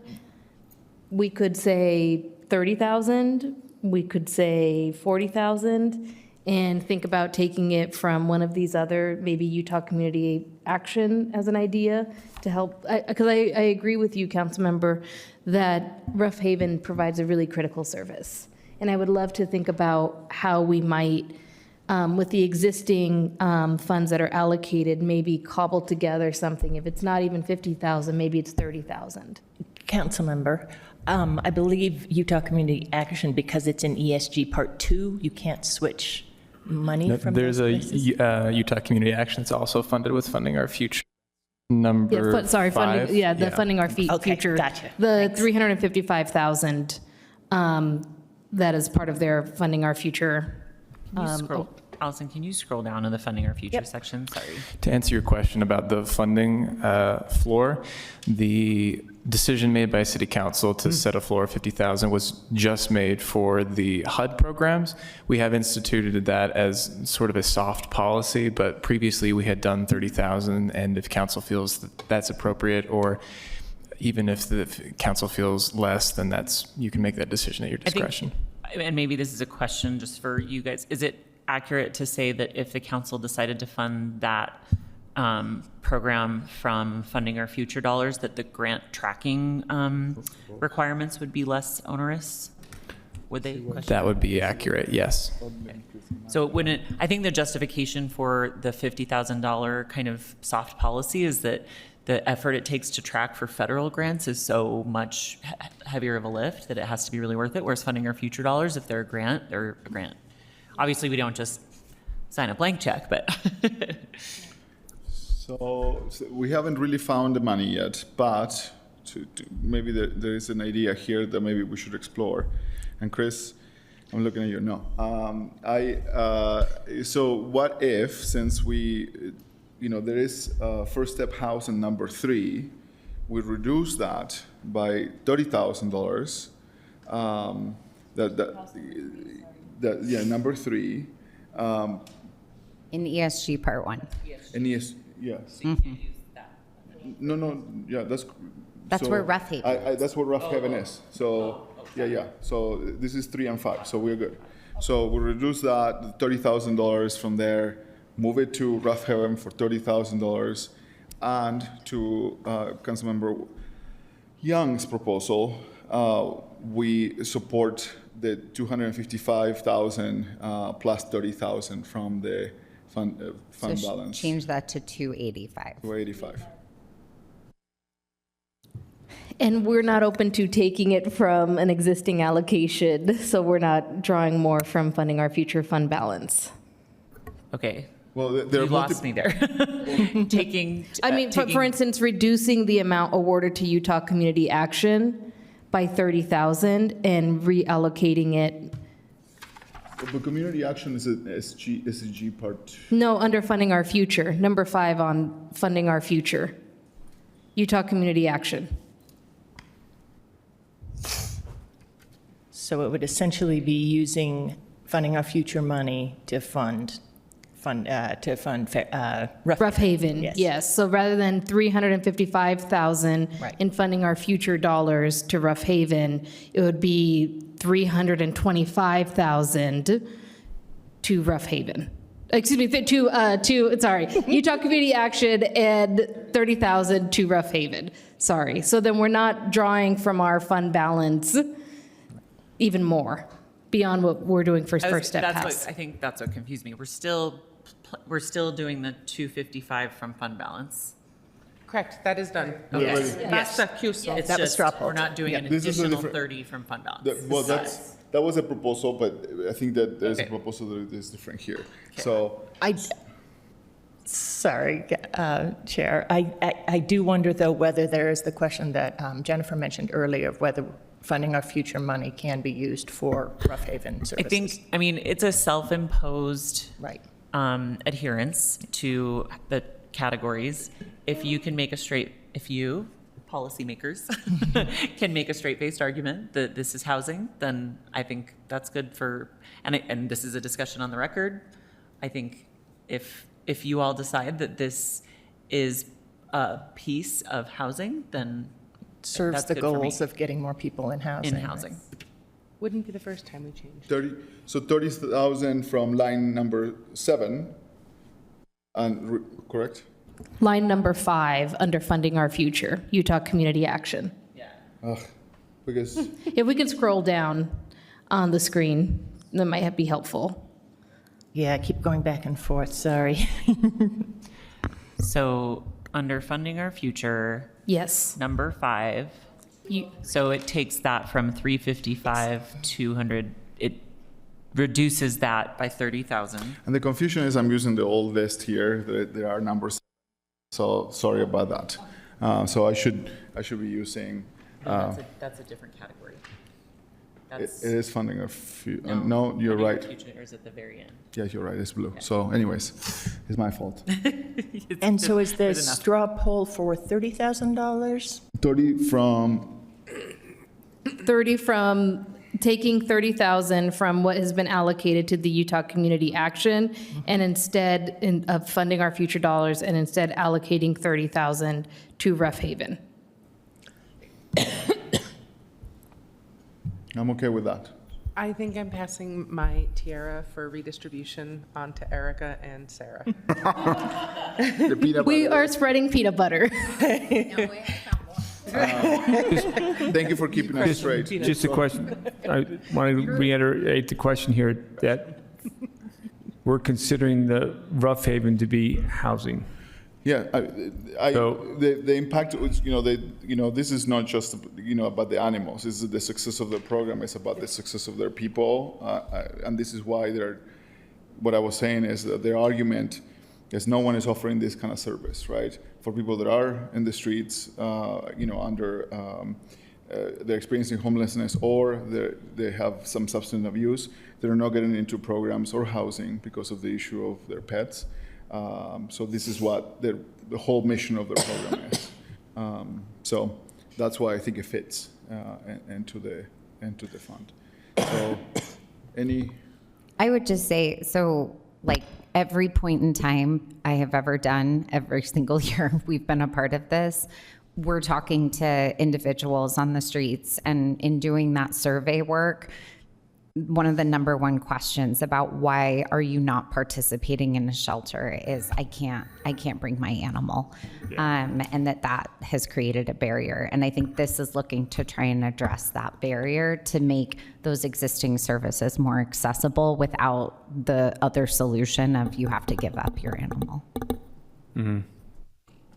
So there was a proposal on the table about moving those funds for $30,000 to support Rough Haven. Do you want to show your feelings?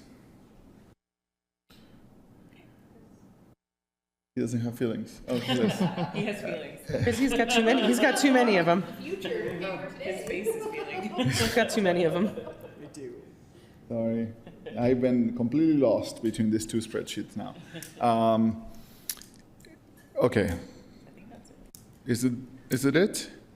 Are we all totally clear? Clear as mud? Clear as mud. Clear as mud. Chris, what do you want to move? I do not. Okay. Alison, do you have any questions for us? Anything that is unclear? I have no more questions. If this is the way you want it, this is the way it shall be. I do want to give you the last chance for you to say if you prefer this new mechanism to separate the Funding Our Future discussion from the budget, if you prefer this here, or do you prefer it to go back to what it was in previous years? Why did we move it again? So, I mean, Tammy, you can jump up to the table, feel free. I think the intention was to make it more transparent because this has at least been an open, competitive process that was rated by the CDCIP board. Before, it was kind of a general category that the administration would then kind of contract with organizations. And so I think maybe, hindsight being 2020, you could still keep an open competitive process, but closer to the annual budget discussion. I worry a little bit, I don't think there's a way to get it competitive and within the annual budget. So I think you guys are the thing you'll have to wrestle with in the annual budget is the experience from this year taught you that there wasn't enough money to give to all the organizations. So the context that you'll have is, should we increase the pot of money for this Funding Our Future allocation? And then having a competitive process, kind of like the RDA's NOFA, where it goes out kind of, middle of the budget year. I don't know if that's possible for the CDCIP board, but I don't know. What do you think? We would have to work that out with the CDCIP board, but we could definitely do an individual Funding Our Future NOFA. The thought behind administering it with the federal funds is that previously Funding Our Future was issued through an individual RFP, and not as many people were aware of that funding source, and there weren't a lot of applicants. So this kind of raised the transparency. And also I felt it was a little bit strange to have CDBG and Funding Our Future funding essentially similar or the same programs, but the council never saw what Funding Our Future was funding. So it was a little bit strange to have two completely separate processes. I'll also add, just briefly, that the timing for it was partially structured so that these could be viewed at the same time as the federal applications.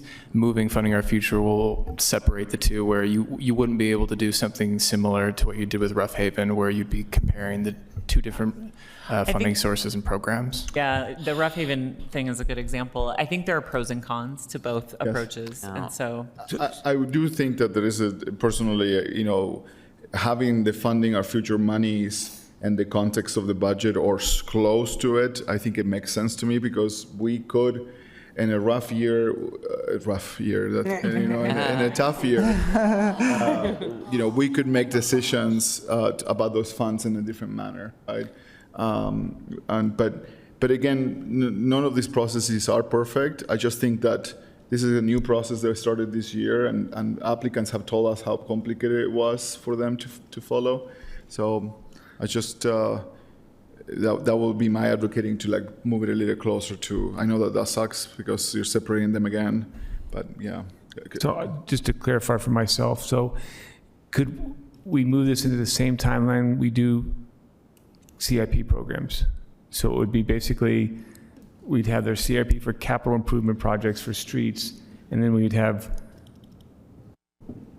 Funding Our Future projects for these programs basically at the same time, soon after the budget season. Is that would be a little bit complex, because the Department of Finance administers the process with the CDCIP board for CIP, and it's CAN and Housing Stability who does it for the federal grants. And also the Funding Our Future housing funds are more related to the federal grants than they are capital projects. So it would be, there's more alignment this way. So what if we say this, since we don't know where to put it, but certainly I struggle with this here, is that we would love to hear from the administration of a different manner, and when, hopefully it lines up a little closer to something, but you guys can tell us what the pros and cons of each option is. Yeah. Will that be better? So then we keep the What's the staff impact? For the different options? Yeah, is one easier than the other? I think there's trade-offs there. The other way, an RFP went out through procurement. So the process was administered by procurement. And the selection committee was comprised of, Heather can chime in, but housing stability staff, mostly.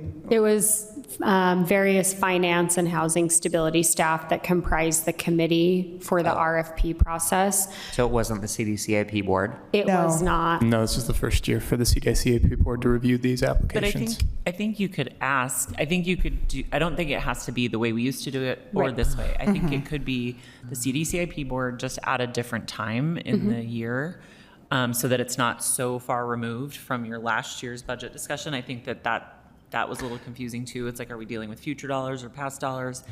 And so, I don't know, maybe you could think about because the RDA NOFA, right? The RDA budget's adopted in June. That NOFA goes out, applications are reviewed, and it's usually back to you guys, or the NOFA goes out by the end of the year, usually. We could think about if it made sense to do that. And maybe you want to think about if you want it to be an open and competitive process. I think I've observed that gets you guys better information when people have to kind of compete against each other for the money. Well, I just want to also say, and I don't know if I agree with this,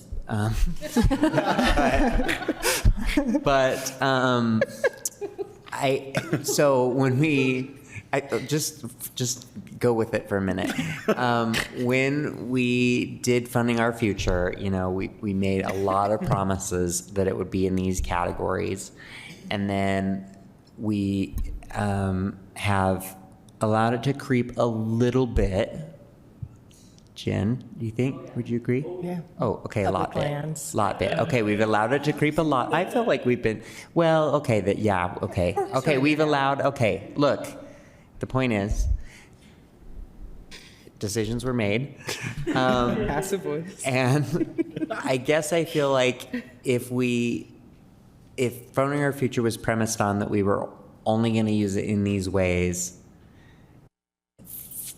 I think maybe having it go to a board of volunteers to determine whether we stick with that rule or not and how much weight they want to give it is maybe gives the voters a little more voice than just the 7 of us deciding whether or not we want to keep that commitment or not, because I'm the only one that was here. Well, and this is one small portion of Funding Our Future, right? Like the full Funding Our Future budget is in the 50 to 60 million. And over the years, we've added things like parks maintenance, 911, fire. So, but you guys have that discussion in the context of the budget. You make that decision, and it's transparent that way. But that $50 to $60 million budget doesn't go to the CDCIP board. Just this piece would. Right. I feel like the opportunity for expansion is very high. Yes. With opening it up and putting it at a time where more organizations are going to notice, and so it's only going to be more. It's only going to get harder every year, and it's only going to get more competitive every year. And I feel like there's going to be an even stronger pressure to expand the scope, and anything that we can do to try to add resident input into that, because it was, this promise that we made, it makes me feel better. So that's why I'm saying I think I agree with what I'm saying, but. Do you agree that we should allow them to give us a couple different options with the pros and cons? I do. Okay, so let's. That was the. Then we don't need to discuss any further until they come back, and then we come back. I want to make sure that staff and administrative ease is one of the criteria when we hear about pros and cons. Dugan is on the rush. I think that, if you heard what we said was very clear, but we'd love to see some options. But thank you for the work on putting all your stuff put on this. Thank you for allowing us to move things around and following a very clear direction on this. So thank you. Sure. I think we got what you were trying to get at, so we can come back with some options. Thank you. Council members, there's reports from us, no reports from us, and a report from the executive director, no reports from the executive director, and there is a closed meeting. So I need someone to make a closed meeting motion. It's F. I move that we enter into closed meeting for the purposes of the deployment of security devices. And advice of counsel. Nope. No advice of counsel. Council will not be advising, just the deployment of security devices. Just the deployment. Okay, just that one. Okay, motion, Second. and then who seconds? Okay, motion by Councilmember Petro, second by Councilmember Wharton. Councilmember Dugan? Yes. Councilmember Lopez Chavez? Aye. Councilmember Carlson? Aye. I almost said Larson. Councilmember Wharton? Yes. Aye. Councilmember Petro? Yes. Councilmember Young? Yes. And I'm a yes. This motion carries unanimously. We are in a closed meeting now.